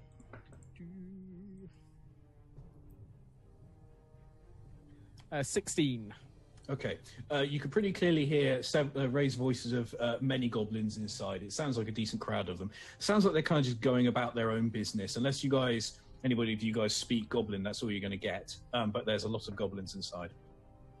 Is thieves can't? Is it a hand-based language? You can use. I'm going to say that you can use hand signals between thieves. That makes sense. I'll kind of give Crawley a hand signal, like there's That's lots of them.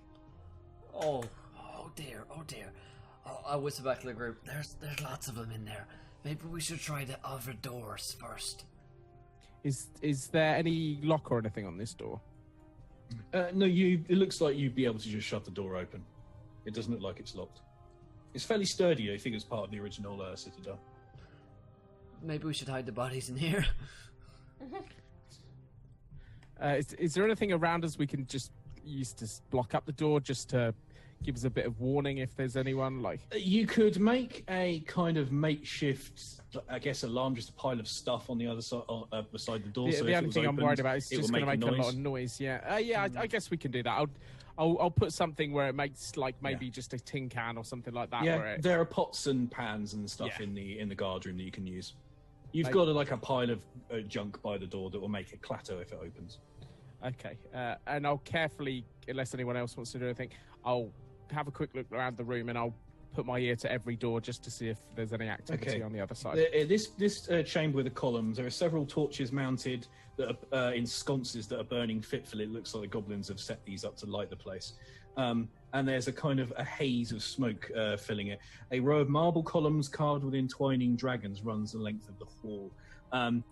Again, there are 3 doors along the northern edge and one on the eastern wall, as well as the one to what sounds like the main kind of goblin living area, you'd guess. So if I put... Oh, sorry, carry on. No, you can go.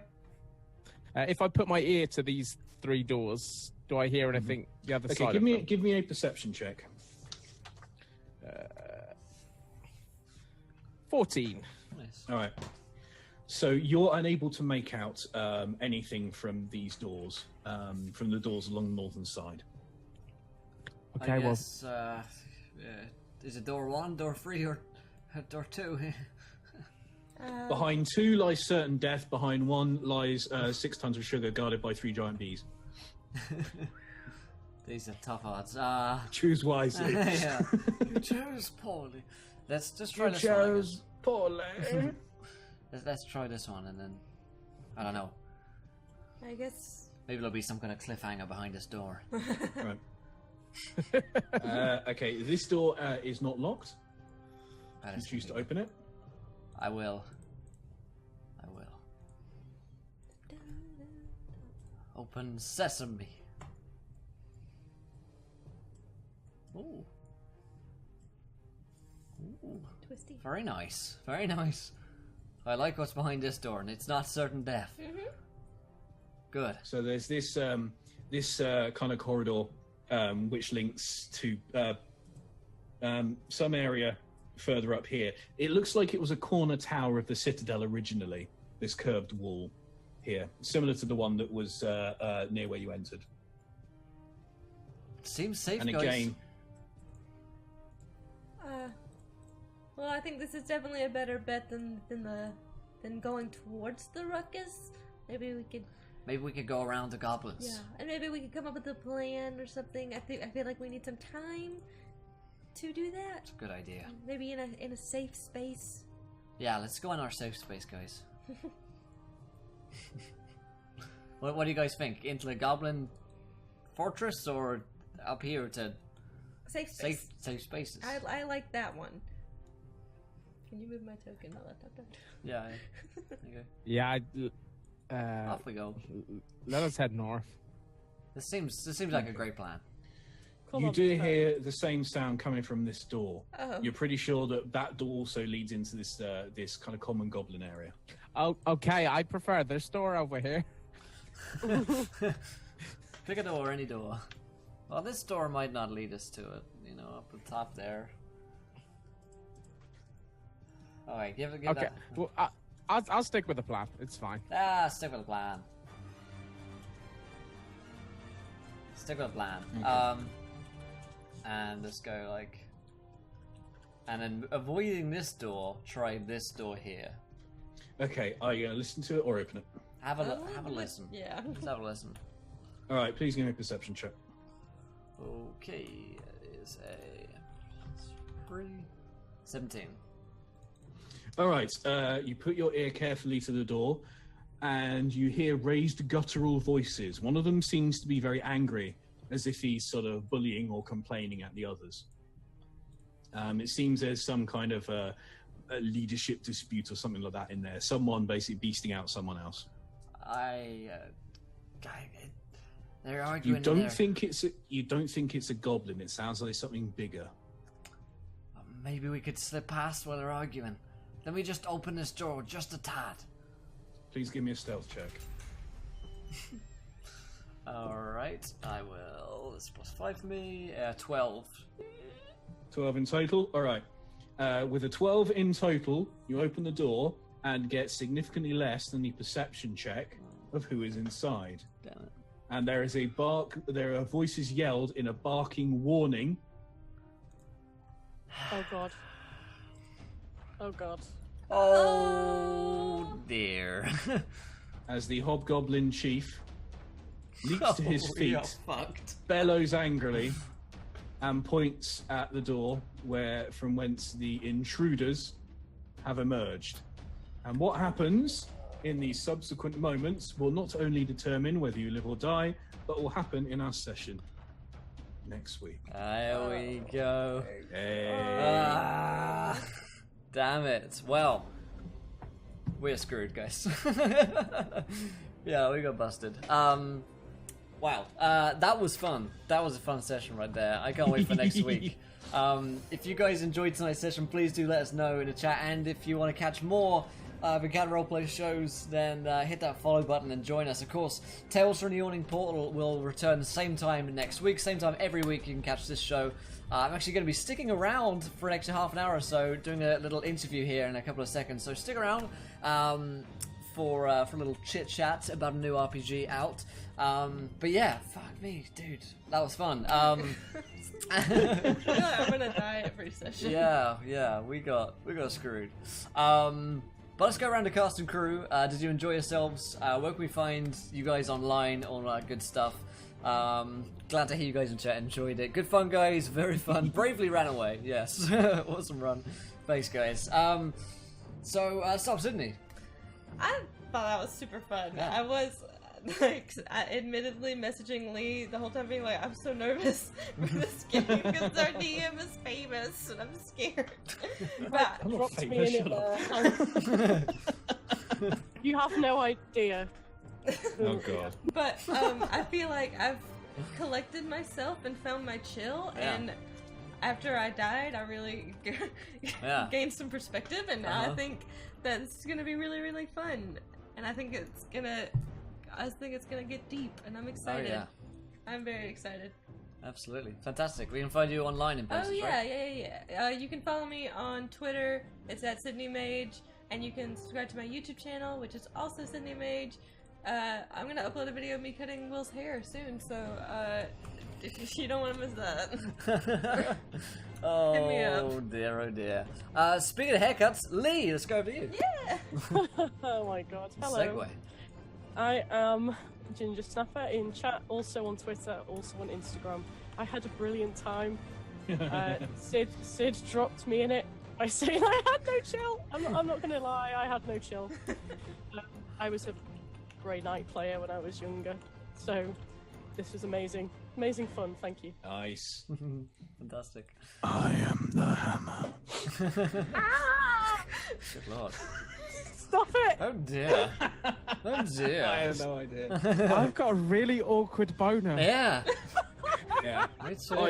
I live to make people feel uncomfortable. That's why I am. Wow. Gareth, yourself. I'm Stanley Padders. I'm Gareth. Really, really fun. It's really fun playing with you, Ben. Thank you very much.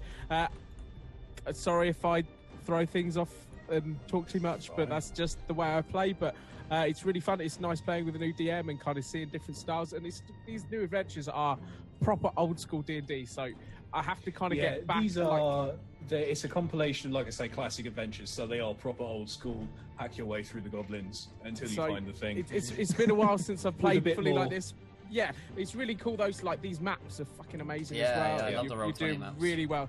Like that box text, you really bring it to life and really kind of putting your own spin on it. It's really, really good. So well done. Oh, thank you. make sure you follow, guys. Make sure you follow everyone. Like it. Check out Lee's store. She's got like a Redbubble. Is it Redbubble?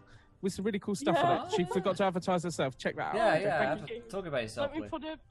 Oh, so I'm finally pursuing my career in art. Yeah.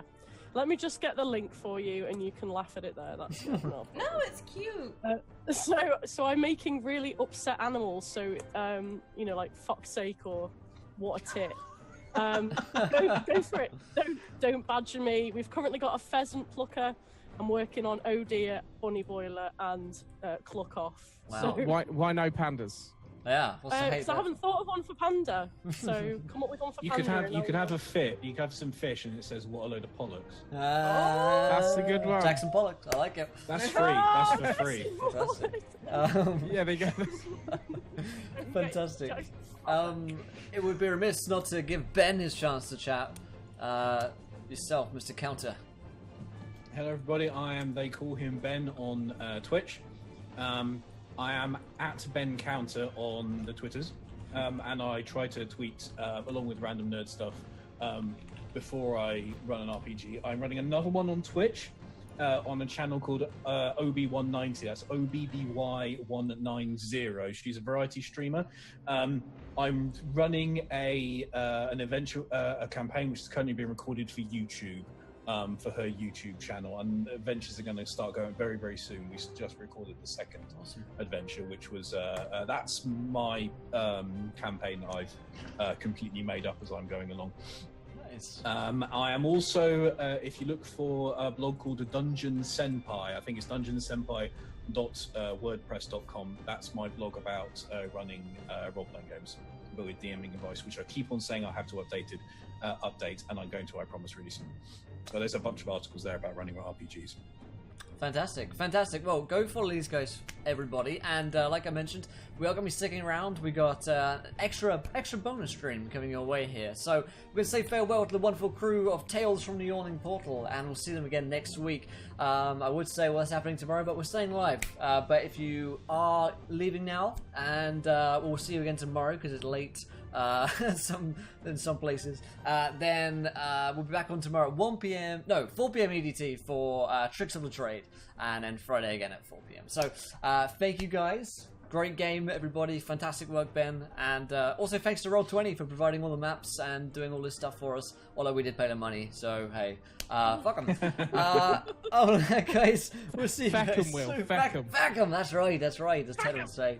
We'll see you guys again soon. Farewell, Tales from the Yawning Portal crew. Goodbye. Bye. All right. Bye. You guys are clear over in Zoom.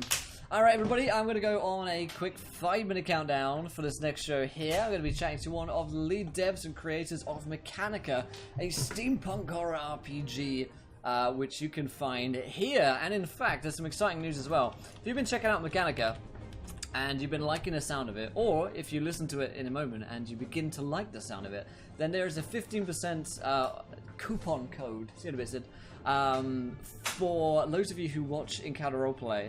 You click the link there and it will give you 15% off, and I believe all of the products that they sell on Mechanica. I'm not sure if it includes the dice, I have to check that, but I've been showing you guys the dice.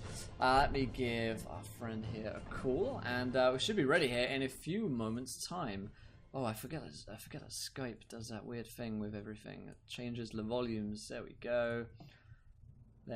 Fantastic. Dum, bum, bum, bum, bum, bum. Man, that was a lot of fun. I really want to play next week now. Does include the dice. Fantastic. Great to see so many of you guys out tonight. How's it going, Seven? Good to see you, buddy. There we go. Let me set up my cameras and all that. Oh. I don't have like a tweet. Oops. Like a tweet for viewer decisions. But if you do want to help out with a tweet, here is the retweet, my friends. And that's got the link to the coupon code and the deal on it as well, if you want to give that a check. It is late for me. It is midnight. Yeah, it is midnight over here. So doing a late one. That's a lot of fun. Always enjoy getting to do extra little bits here and there when I get the time. It's not what I wanted to do. I wanted to get that. There we go. And get cameras in places and all that. You like what I'm reading? So you like what you're reading so far? Awesome. Yeah, man. I spent the summer reading it pretty much. So I enjoyed getting to do that. I've yet to actually get a chance to play a game. I really do want to find the time to start playing a game, and you know, whether that's just a one shot or if I get the chance to play a regular game. Hey, many-sided dice. Thank you for the cheer, my friend. Thank you, thank you, thank you. I will... Let me go through and thank all the guys who followed so far today. Rivnam followed, Misfits, Hold Manatee, Purge Gainers, Roy Travis, The Last Mohican, Blorp the Great, Tim Smith, Young Kuss, X-Anthem, Dread Mastery, TDH Will, Thrash Hermit, Gel Rat, Phantom Mooses, Lord of Light, Hupus, James Green, Perception Media, Will's Now Eating Pineapple, Try and Tater, Phil's Meme, so many Phil accounts, Roacious, Murder Buddy, Phil's Lubeless Chair, Caliman, Yang Pao, Corpus Christ, Slim Reaper, so many of you guys. Thank you for joining us.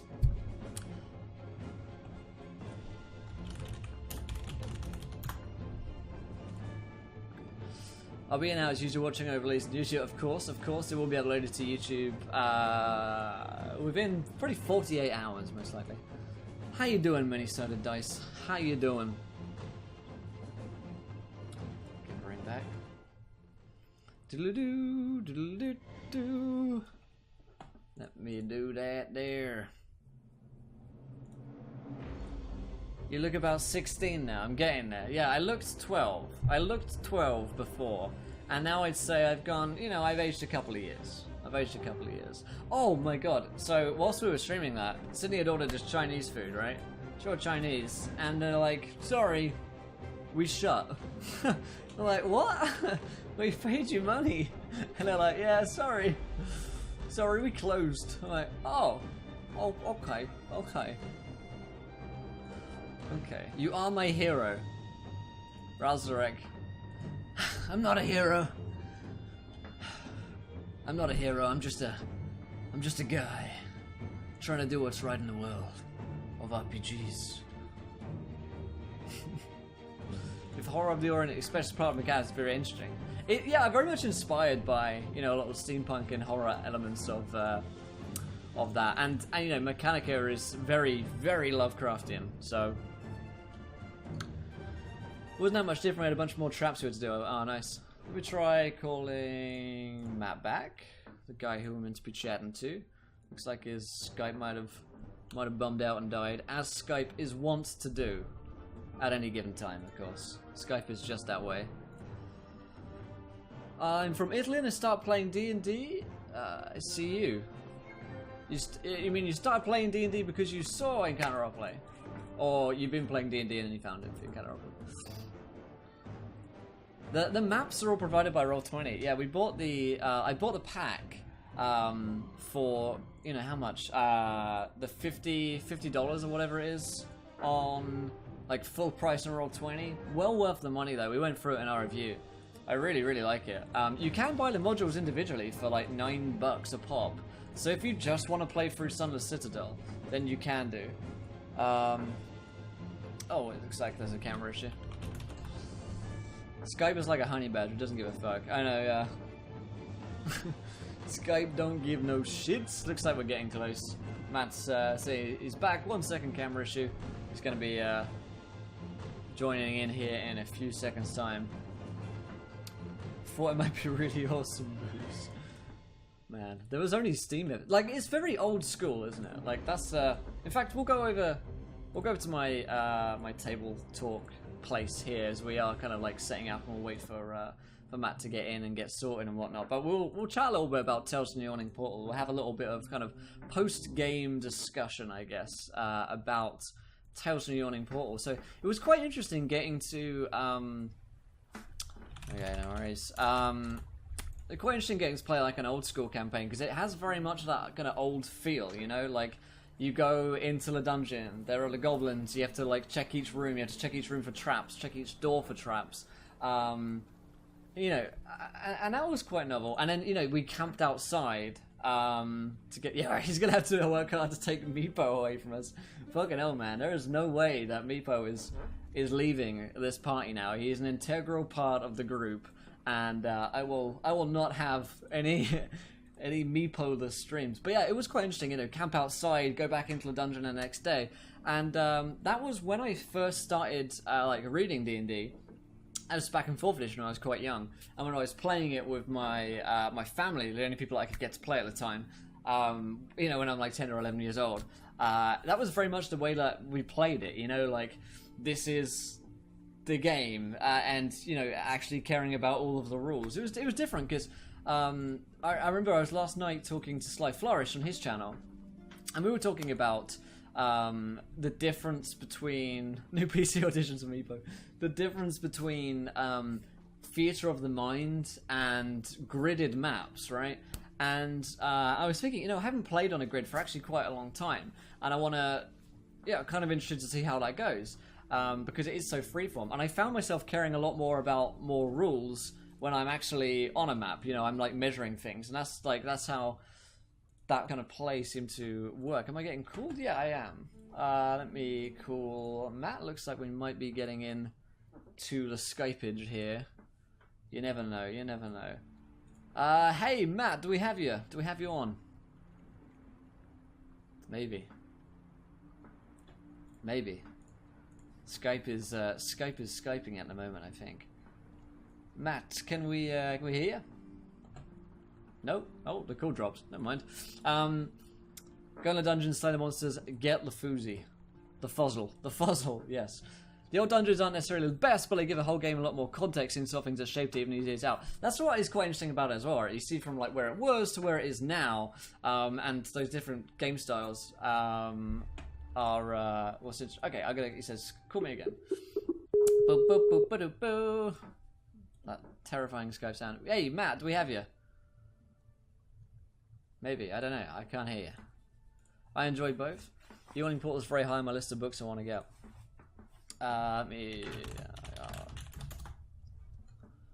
No. Each module is not $90. Each module was $9 on Roll20. Started at 10 my fan playing the star roll throwback for me. Yeah, that's pretty much how I started as well. You know, that's pretty much how I got going. It was just playing around the fireside with my my fam, and I know we're having a ton of audio issues here. Doesn't seem like Matt can get his camera. Maybe the mic isn't working either. Who knows? Goddamn Skype. Oh, the call dropped. We'd buy minis from Games Workshop. It was very exciting. Oh, I used to be big into Games Workshop miniatures as well. You know, I used to play the Skaven when I was younger, and we used a bunch of those models for the D&D maps as well. Get fucked by Skype. 2 Horrors of Dead Gods and then Storm Kings, you get wonderful genetic. Yeah, absolutely. He says, I had a bunch of issues, 1 more minute, sorry. No worries, man. I'll let you concern them into a long-running campaign. That's true. I mean, it's quite flawless, right? Not flawless, quite seamless in the way that you can just get it into your games. The Tales from the Yawning Portal itself has suggestions of how to actually integrate modules into different worlds as well. So if you're playing in Faerun, because obviously a lot of the modules were written for the Greyhawk universe, and we're getting called back. There we go. I hear you. You're probably listening to the stream. If you mute the stream, then you won't hear me twice. There you go. And we're getting called back. Go. I hear it. Hi, can you hear me? I hear you. How's it going? Hello? Hey, you hear me? No? Oh no. Can you hear me? I hear you. I hear you. Can you hear me? Hello? Hello. Hi. How's it going, man? I cannot hear you. You can't hear me? Oh, bollocks to it. Fucking hell. Hello? It says my microphone is working in Skype, but it's not. I can see you. Oh, I mean, I can see me. I just can't hear you. Weird. My mic says it's working on Skype. Do you have the volume turned on, I guess? I don't know. Technical difficulties, man. Skype be Skyping. Not a huge Faerun fan. Too blistering high fancy. Yeah, me too, actually. Volume sound on, I guess. I do have volume sound on. Okay. 1 second. I think the problem is that he's most likely listening Can you grab me the through headphone? Twitch my and not through there we Skype. go. I sometimes think it happens. I got you. We're sucker for delay. build modes to rain for dungeons. You can hear me now. I hear you.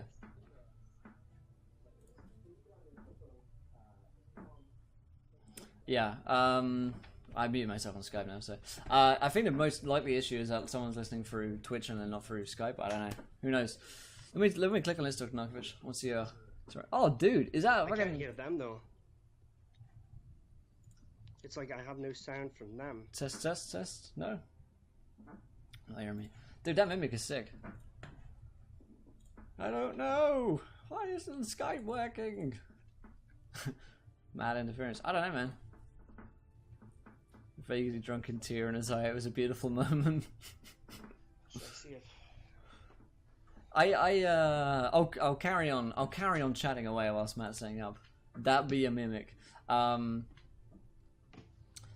trying to set a headphone. See if I can hear it again. Does that work any better? That works perfectly. Yeah, we have it. Sorry. No Sorry worries. about that, mate. No, you're all good. You're all good. So looks like we're all set and ready. Technical difficulties of Skype are inevitable, but we're past them. We're through. So Matt, how's it going, my man?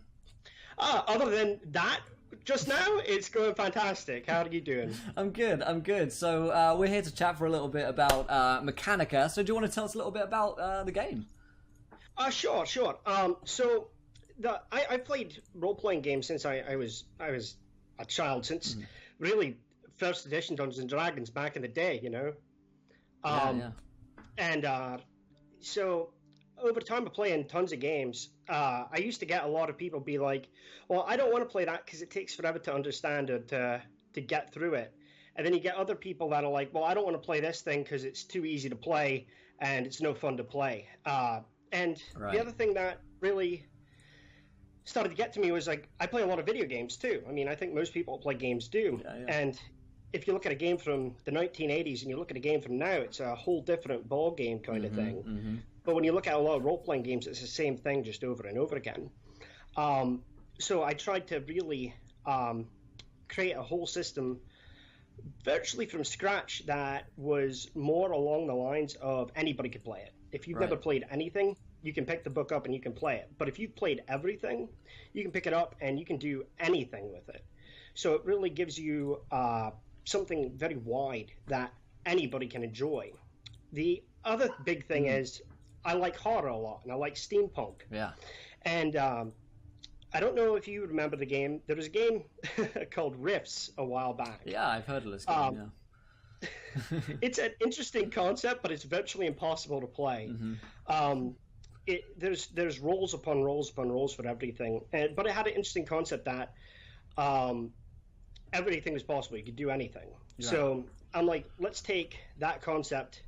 Let's take something that nobody's done before, which, well, not nobody, but nobody's done it the way that we've done it. Right. Well, with horror and steampunk and H.P. Lovecraft's work, and actually try to bring it together as sort of a cinematic experience. So it's more like when you're playing and you're interacting with your GM, it's more of a play-like experience, like a theatrical experience, than it is something where it's just some people sitting around and the role play is more, well, do you want to role play or do you just want to sort of throw some dice? Right. You know, right. this is based on how you play those actions out, you know? That's what matters. Yeah. And we were actually just discussing this. We just finished playing a game from Tales from the Yawning Portal, and we're playing Sunless Citadel, which is, you know, an older one. Sure. And the style in which we were playing the game was very different from how we would play like a usual, like 5th edition game that we would play, which is much more theatrical, you know, theatre of the mind sort of game. And that's what I've gotten from reading Mechanica as well. Is that it seems a lot more freeform than, you know, even something like, and I was playing yesterday, Call of Cthulhu. Which is, you know, actually, even though I don't play it that way, actually quite rules heavy in many regards. And so we kind of we just scratch most of the rules out, and we're like, we don't need these rules. But if you were playing it by the book as it's written, then there's 300 pages for me to go through to get to the good stuff for me, you know.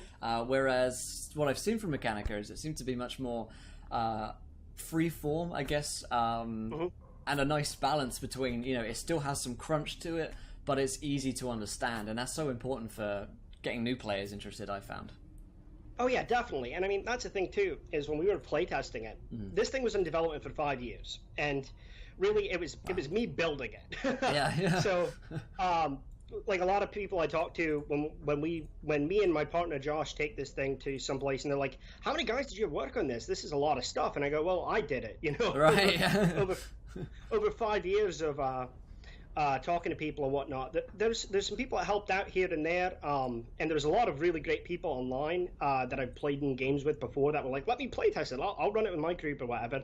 And I couldn't have done it without them, because no matter how great you think an idea is, it can get so twisted or things can be misconstrued. So having people run it and over it and over and over again is crucial.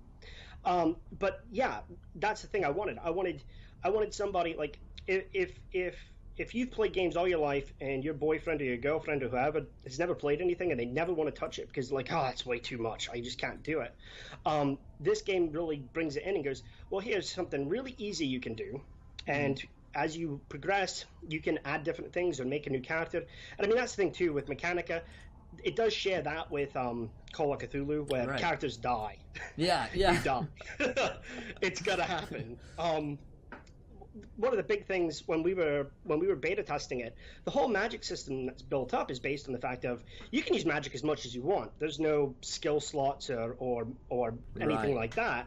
But the more you use it, the more chance you have to kill yourself from it. It'll nuke you. It'll do something horrible to you. And so we'd have people be like, I think your magic system's broken, because every time I send some stuff, I blow up. And it's like, no, it's you're just casting magic too much. Yeah. You know? Yeah. It's a bit like the magic in, if you're familiar with like the Warhammer universe, where it's like really powerful, but it's pretty screws of you as well. Oh yeah, I mean that's the whole point. I grew up playing Warhammer games with I grew up in Glasgow in the 80s. It was and I big family, 9 kids, so we all played. Yeah. So, absolutely. And I think that's the essence of a lot of Lovecraft writing or Lovecraft games of Call of Cthulhu is like with D&D your characters are getting better and better and better as the more you play. With games like Mechanica and games like Call of Cthulhu, your characters are actually getting worse, but that's actually more interesting in many ways. Oh yeah, and that's the thing too, is when you start out playing, one of the things that so one of my best friends that I've been friends with for years, his girlfriend actually keyed me onto this idea. She's like, I don't like playing D&D because every time we play, I start out as some crappy thief person, and all I want to do is play like a cool bounty hunter or something, but I have to play 50 levels to get there. And I'm like, well, that actually is a good point. Like, not everybody has all that time to build up a character. So one of the key pillars, so to speak, when we built the game is I wanted your character to be cool from the second you roll them up. The second you roll them up, you have a cool character. Yeah. Now, if you can keep them alive, you can get ridiculously powerful. But the key word there is keep them alive. And to keep your character alive, it's a lot of making smart choices. If you fight every enemy, if you cast spells every time you can cast a spell, or use an artifice device, which is our word for steampunk devices, you're going to die. It's just going to be what's going to happen. Right, yeah. No, I love that. So there's a whole unique setting to Mechanica as well. It's not just a pretty set of rules. Do you want to talk to us a little bit about the world of Mechanica? Oh, for sure. Yeah. I love world building, and I love alternate history stuff. Man in the High Tower, all that kind of stuff. I love that stuff. But I was sitting around and I was looking at Call of Cthulhu and some other books that have actually done H.P. Lovecraft work, and I noticed one thing's sort of repetitive. They don't really pay attention to the stories H.P. Lovecraft wrote. They just go, Cthulhu's freaking cool. Right. More Cthulhu. It's sort of like that cowbell meme. Just more Cthulhu, so I actually sat down and I went through all of H.P. Lovecraft's work, and I went, what if all this stuff happened in a shared universe? Like, it wasn't just a bunch of little stories, which I know is what they're intended to be. They're intended to be a bunch of short stories. Right. But we actually built it up and made it into a whole continuous world. Basically, dinosaurs never went extinct, the comet never hit, and the whole Earth, it's our planet. So there's another thing. If you're new to games, you don't have to learn a whole nother world. Exactly. You don't have to learn a whole nother everything. If you're familiar with where, the United Kingdom is or the United States, you can figure stuff out. But basically everything gets thrown amiss because the old ones come here and crash, so they're aliens more like Lovecraft intended them to be, and wreck up the place. And then another alien race shows up called the Fae, and they basically aren't really humanity's saviors or anything. They're just another group of aliens that hates the old ones and begins to try to create a giant war. Eventually they disappear and leave, and leave humanity sort of to pick up the pieces. And when they left, they didn't leave everybody. They left old ones behind, Fae behind, monsters, magic, steampunk devices, all kinds of crazy stuff. So the world sort of gets split up into different empires, and each empire is run independently of each other, but they all sort of meet on this giant floating island called Mechanica, and that's sort of where the name of the game comes from. Yeah. But it's one of those things that they all have sort of a peace treaty, but it's a very loose sort of peace. Of course, yeah. Not peace as we would understand it, yeah. No, it's more we don't send armies and giant monsters to you, but if we can figure out a way to get rid of you, then we'll try. Yeah, exactly. Yeah. No, I love that aspect of games as well. One of the biggest problems that I have with particularly new players, I'm like, I've got this awesome game and I've read all about it. I know all the things that are going on in this world, but I've got 4 players to convey this information to. But when there is this shared, knowledge of what the world is already, then that becomes much easier. I'm already over the first hurdle. When I'm like, let's go to Faerun, half the players have no idea what I'm talking about, and so I have to teach them, everything about it. But when there's already that kind of communal knowledge of, okay, yeah, well, basically this is this, and also another thing that strikes me, a game that I've been playing recently is Numenera. And I don't know how much Numenera you're familiar with, but I think it's fantastic, and that's got that same kind of weirdness that I love about Mechanica. And that same kind of, magic is basically technology in a lot of the ways. You've got the steampunk aspect there as well. What made you think steampunk with Lovecraft? So that's an interesting one. So when I was originally doing the game, I started with the systems first, and then how do I implement them and stuff like that. And one of the big things that people kept talking about at the time, and I don't know if it was just the area that I'm in or whatever else, but steampunk in Portland, Oregon is huge. Yeah. Everybody was talking to me about it. And I've always liked steampunk. Yeah. And steampunk's set around the same time that H.P. Lovecraft lived, so I'm like, why not? Let's see if we can mix it together. Sure. So we had a rune system and some other stuff originally for more sort of like Nordic kind of stuff, and we started switching the systems over to work for steampunk devices, and it actually was cooler that way. When it turned, instead of having runestones just have weird things happen when you sort of overloaded them, having devices that you can build and then malfunction in crazy ways, like send people back in time, or suck all the oxygen out of an area, or whatever else. It just made more sense and it fit really well. Yeah, that's awesome. Okay, cool. There's a couple of questions from folks in chat. Sure. Yeah, I guess so this one from Many Sided Dice. I think we've answered this one in some regard, but the overall feel, setting, theme. If you had to pick a movie or say something that you play in this sort of world, tone, flavor, which movie would you pick? Oh, geez. That's a tough one. That is a tough one. I'd say it's something like Hellboy or Pitch Black, something where it's very sort of familiar, but something's definitely wrong. Right. Yeah. That makes sense to me. That makes sense. And there was a question about, is there a quick start? But that's just been answered by Texter in chat, that there's a demo on the website, but not a quick start. That kind of made sense. Well, that's you can actually, if you pick up the demo, Yeah. you can keep playing those characters. Sure. So if you want to be like, I'm just gonna sort of grab this and throw it down and everybody pick a character and run with it, you can totally do that. I think, though, if you spend the hour or so building your characters with your group, they're going to have a lot more fun with it. Right. Yeah. Absolutely. Fantastic. So, you've got the book. Are there any future things that you're working on that you can talk about? Is there any other stuff going on? Yeah. I'm sure there is. There's a lot of stuff. So there's a lot of serials coming out, and serials are adventures. So what separates our serials from an adventure is our serials have multiple paths.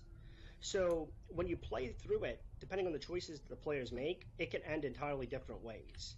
So when you buy one of those from us, it's not just something you sort of run once and throw it in the drawer and wait until you have some new friends to play it with, because everybody knows how it goes already. Yeah. You can sort of use it a couple different ways. The other thing is each serial introduces a new area and some new perks. Our game uses a perks flaw system for a lot of things. Okay. So it introduces some new perks, some new flaws. Some even have some new spells and things in them. So they have some extra content there. We also have the first Gazetteer coming out. I believe it should be out by the time we're at Gen Con this year. Yes, yeah. Which is for Bohemia. And what the Gazetteers are is they're about 80 pages roughly. And it's just a whole bunch of contextual stuff for that place, including like special abilities and things that aren't from other places. Right. So, okay. For instance, our Bohemia one, Bohemia is basically the country that built itself after it was invaded by the Eclipse Empire, which is basically Dracula's whole armies. So it's basically Germany, Poland, Eastern Europe, all united, created this country. It's full of hive spaces and whatnot. So you have everything there that you have a whole group of people called Death Dealers, which are sort of this secret society that sort of works for everybody's own good, in quotations, to make sure everything goes all right. Yeah, I like they use a guys. lot of creepy supernatural stuff that nobody is very comfortable with, but sort of has to happen to keep everyone safe. There's also Marvs, which are basically these big robots that you can ride in, and there's a bunch of perks you can take to customize them and make them work differently. It's another, sort of avenue of the steampunk path to go down. Yeah. And I think customization is a huge thing about Mechana, especially when it comes to like spells as well. I remember looking at, I don't have it to hand right now, but there's like X amount of million possible combinations for spells on the back, and I'm like, this is incredible. With D&D, I get 5 things that I can do, Yeah, I mean, that's the thing is, when I was looking at all the books I had for Dungeons & Dragons, I was like, it's all just spell effects, and a lot of the spells are just the same thing, just changed. That's the same thing, but with cold. That's the same thing, but with acid. Sure. So when we put it together, both magic and steampunk artifice devices. You can put them together in any combination you want. There are some limitations, and the more stuff you put together, the crazier it is and harder it is to do, and the more chance things have to go boom. Yeah. But you can do anything. We actually had to gauge down and create a lot more rules on keeping that small, because we had some people in the beta testing phase do some really crazy stuff, like build giant robots and things. And I'm like, yeah, we gotta figure out how to not have that happen. Nice. So talk to us about Gen Con. I think we're both going there. So and a bunch of the ERP crew are going to be heading over to Indianapolis this August? Yeah, August. Yeah, August. Yeah. And so what are you guys going to be doing there at Gen Con? We were lucky enough to get a booth, which is awesome. Nice. We're one of the for the indie companies get a booth at Gen Con. We were told if you get a booth, you're lucky. And thankfully, we were lucky enough to get a booth. That's awesome news. So we're going to be taking the books with us, the core rule books, the big sort of Mechanica books, and then we're also going to be taking the Gazetteers with us, which for Bohemia, which will be our first Gazetteer.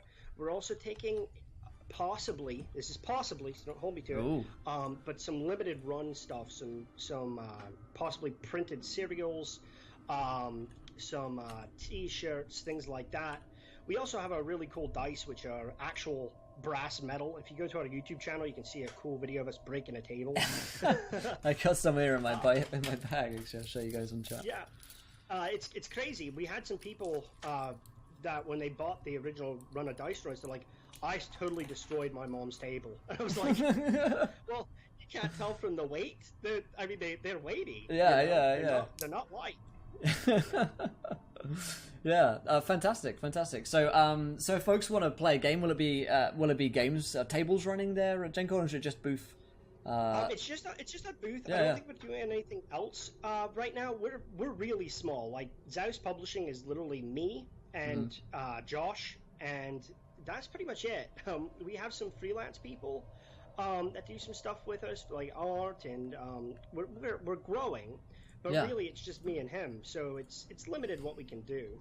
Yeah, absolutely. That makes sense. I've worked with a couple of other companies that were going to Gen Con, and they're like, "How did these guys get booth?" I'm like, "I don't know." Like, that's awesome. It's fantastic. It's pretty competitive there. Will you guys be at Games Expo UK? I guess you guys are actually, you got a US and a UK, so it's possible, right? Yeah, I mean, I'd love to do that. I don't get to go home nearly as much as I'd like to. Right. So it'd be great if we could do something like that. It really depends on what happens with everything. Yeah. It's been a big trial and tribulation getting everything situated. It's really funny when I started working on this, and then people started looking at it, and they're like, "Oh, let me help you," and I had so many people helping me. But then when it sort of came time to like make an actual commitment to it, sort of everybody sort of scurries, you know? Yeah. I got this other thing. So I was lucky enough to run into Josh, and he's been awesome. I do the creative stuff, he handles all the business stuff. But I'm sure if financially it's possible, we would go. Yeah. I mean, I completely understand. You know, when I first started launching Encounter Roleplay in the first year or so of doing it, I was like, I'd love to go to all these places, but I just can't yet, you know. Luckily getting more and more opportunities to do so. So I can only imagine that we'll be seeing you guys at more and more conventions across the years as it goes from strength to strength. Oh, definitely. And I mean, that's the thing too, is I'm already working on our next expansion book. Yeah. Which is going to add a bunch of new races and a bunch of new magic systems and whatnot. So this isn't something that it's just like we put it out and we're going to forget about it. Our goal is to put out more and more content for this game over the years, and you know, we've already gotten a lot of feedback on the rules. Yeah. And you know, we're looking at everything. So you know, who knows? Maybe a couple years down the pipeline, we'll have a second edition or whatever. Absolutely. You know, it's not going away. We've been really lucky. Everybody that's looked at the book, everybody that's had an opportunity to sort of have time with it has been like, this is amazing that this was put out by, you know, two guys. Yeah. I think it's very impressive for a company or two to produce the amount of things that you've produced, to be honest. It's very impressive. Yeah, it's one of those things where me and Josh were like, wow, we thought we should be doing more stuff. Yeah, right. Oh, you have this, you have that. Yeah. And it's like, yeah, we have all this stuff. The other thing that's nice about the book too is it has a starter for your monsters and everything else in it, and setting, so you get everything you need in one book to start off, which is nice. Yeah, absolutely. Yeah, it's interesting when you see the production rate of a lot of other companies that are in the the industry, which remain nameless, Wizards of the Coast. But you know, the amount of the material that is coming out is actually much more exciting for me as both a player and a dungeon master or games master, because there's always more stuff to take in. There's not like a. It's never like, oh, there's a drought, and now I know that in 6 months' time there'll be something out going from Mechanica. It's like, oh, next week, okay, wow, yeah, and that's always more fun for me as a person who's involved in a game or playing a game, is I can get more and more stuff rather than too little, you know. And it's quality stuff as well, right? You know. Yeah, I mean that's the thing too, is when we put something out, it's not just me sort of being like, I got to put something out. Right. Josh is very awesome at being like, here's a timeline, try to fit it in there. So if I write something and we look at it and we just go, no, this doesn't fit, we go back to the drawing board and work again. We're not going to put out something just for the sake of having something on a shelf to buy. Yeah, that's important. Scarrime asked, have you played much of Mechanica / are you set up to do so later? I haven't actually gotten a chance to play it. I've read it all over summer, and I've been rolling the dice, but I haven't gotten to play them yet. But I hope to. Yeah, I do hope to. At least a one-shot, if not a whole campaign. Basically, my Call of Cthulhu campaign, Horror on the Orient Express, I'm doing. I considered taking it to Mechanica, and I know that in 6 months' time there'll be something out going from Mechanica. It's like, oh, next week, okay, wow, yeah. And that's always And then I was like, I have 2 days to do this, and I might as well just read it from the book, seeing as I'm doing it now, and the rest of the players know what it is. So hopefully the next season of Call of Cthulhu comes around. That's in 7 or 8 weeks' time. Hopefully I'll get a chance to play some Mechanica. And hey, I get chances to play one shots quite a lot. So I'm organising a couple at the moment. So maybe I should convince some people to play games with me that I want to play, rather than just D&D. Well, we always like to see our game getting played. Exactly, yeah. Am I going to the UK Games Expo, or does the USA move me? I'm escaping from this place. Yeah, I am escaping. I won't be at Games Expo UK this year, and it's unlikely I'll be at Games Fest this year either, so sorry to let you guys down, but I'll be at Gen Con and a couple of other US conventions of any luck, so that's where I will be hanging out over with you guys in sunny Georgia in the US, so yeah, I'm excited for that. I'm conscious of time. PAX Unplugged is another good idea, Judo Killer. Yeah. So Matt, you guys are going to Gen Con. You've got some great books coming out. You've already got the main book Mechanica coming out. Where can people find the game? And what's the kind of elevator pitch for Mechanica if someone were to have 15 seconds of your time? Well, you can get it from our site, which is zeuspublishing.com. You can also get it through Amazon if you need to. If your local bookstore carries it, some of the local companies have bought some copies of our book, and we've shipped some out to them. It's a great steampunk game. It's a great H.P. Lovecraft themed game. So if you like horror, you like steampunk, it's a good game. It's a good game. Buy the game. Do the game. Play the game. Yeah. There's a link in chat there for you guys. There's I believe a 15% off codes for everyone from Encounter Roleplay. So there's a special little coupon thing there if you want to go get it from there, or if you prefer getting it from Amazon or wherever the hell. Drive-Thru RPG. There's a bunch of different places you can buy these games these days. Drive-Thru RPG. We're there too. Yeah. So go check it out there. Thanks so much, Matt, for coming on the show and for just chatting for us for half an hour. It's been a lot of fun and very interesting as well. It's convinced me to play more games and to whip out my rulebook again and to smash some dice on a glass table somewhere. I'm looking at it and it's calling me in. Last question from Billion: is there much art in the book? Yeah. So the thing about it is we have a smattering of art. So it's not like something like maybe not as much as like a Wizards of the Coast book where they can pay 50 artists to do 200 paintings and then pick whichever ones they want. But there is a smattering of art. There's a picture or two every 5 to 10 pages. There is some art in there. It's so you kickstarted it, right? And with most Kickstarters, that is the case with artwork, where it's just in the number one cost usually for folks is to pay artists for fantastic work. But yeah, I have the book. I'll be flicking through it. I'll grab it tomorrow for you guys as we're firing up the stream and show you some of the artwork inside of it in case you're interested in that. And we can take a look at it together. But yeah, I enjoy the style of artwork in there as well. And the front cover of the book itself is quite visually stunning and really nice. So, but yeah, Matt, thanks so much for joining us, and thanks again to the folks over at Zeus Publishing and Mechanica for sponsoring this week of Encounter Roleplay. If you guys haven't checked them out yet, you know where the link is in chat. It'll be here for the rest of the week for you guys to get a exclusive deal and a nice discount as well. Matt, thank you, my man, and definitely. We'll talk to you soon, I'm sure. Oh, definitely. Thanks for being patient with me, and you have yourself a good day. Absolutely, man. I'll talk to you soon. All right. Bye. All right, buddy. All right, everybody. That is, of course, time for me to wrap up tonight's stream. I'm going to go through the usual thank yous, goodbyes, all that good stuff. Let me get up my my Streamlabs. If you guys seriously haven't checked out Mechanica yet, then at least give it a click, at least give it a look. I'll flick through the book for you guys tomorrow so you guys can get a proper look at it. And I know a lot of you guys like to actually see the products before putting your hard-earned money to, and I completely understand. I'm the same.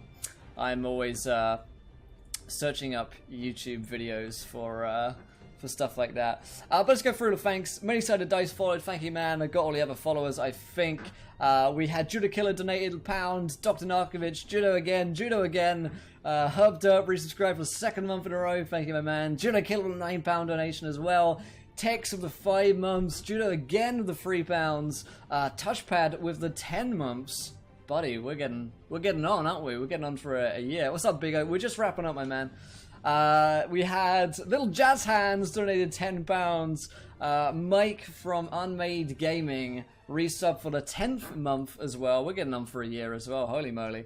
Laura, Little Black of Ours, her birthday the other day, 7-month resub. And Brandon, John Renicus, resubscribed for 3 months. Also, Laura, sorry, not Laura, I always do this. Lauren subscribed whilst I was offline, which I missed. No LA Critter Trash. Lauren from the Monday Beginners Play D&D game. That's fantastic. Thank you so much, guys. All the support is fantastic. We're having an absolutely smashing week here in Encounter Roleplay. Man, Tales from the Yawning Portal was so much fun. I want to play that right now. I want to go back and play it some more. Tomorrow, though, we are on at the time of 4 p.m. EDT. If I find something to do for 3 hours, then I will, at 1 p.m. But I'll let you guys know on Twitter. Definitely on at 4 p.m. EDT for Tricks of the Trade with our own Encounter Josh. You guys can come along and play. If you haven't signed up for some viewer games yet and you've got a free Thursday afternoon and you know how to do it, my friends. You know how to do it. Exclamation point play. Come in, join a game. I don't care who you are, what you look like, what you do. God damn it, Salami! The 20. Also, there are a bunch of people who cheered as well. Let me find all the bit people today. Yeah, Salami, Many-Sided Dice, Firebreaker Axel, Insomniac Inc., Salami again, Phil's Jerk Bird, Tree Pelt, Murder Buddy. Thank you guys for all the bits today. Appreciate it. All the support from the channel is fantastic. But yes, more D&D's happening tomorrow. If you haven't checked out the latest episode of Adventurers Anonymous, the podcast is on there. It's a weekly D&D5E podcast that you should definitely check out. But let's get our raid on, guys. Let's get our raid on. Who should we go raid today? We're going to get our hashtag encounter raid on. Now, you guys need to remind me every day to go raid someone. Because, you know what? People don't raid enough in the D&D community. People don't raid almost at all in the D&D community. And we need to start this trend with our encounter raids. Let's go find some folks who are streaming some D&D or playing some games somewhere. And let's see who we got online at the moment. Called Cthulhu streaming. We've got Tracy streaming. Riz is streaming. The guy we hosted last night. Got a bunch of fantastic folks streaming at the moment, actually. Let's go into... This looks like an interesting stream. Tekanon Fodder stream and get our encounter raid on. Let's just see if this guy's... What's he like? Alright, well... Oh my god. Oh my god, really? Bob is streaming as well. Who should we go raid today, guys? Who do you want to hang out with? Torscore's streaming. Torscore's streaming? Where is he? There he is, a vanilla rogue in a Legion world. Oh, Kira's streaming as well. Oh, that's a tough one. Do we go to Kira or do we go to Torscore? Yeah. Yeah, also thank you to Jen for being awesome today. I've been told via Whisper that I need to do that. Who should we go? Kira streaming art, Torscore streaming World of Warcraft. What do you guys want? What do you guys want to go watch? Roll a D2. Alright, I'll roll a D2. Dice roller. 1 is Torscore, 2 is Kira. Okay. Let me see it. Roll it. It's Kira. It's Kira. Alright, we're going to go host Kira. We're going to go raid Kira. She is on Kira Blaze C. She's a great girl. She's just done a track stream the other day. I'm going to go host her. Let you guys see some.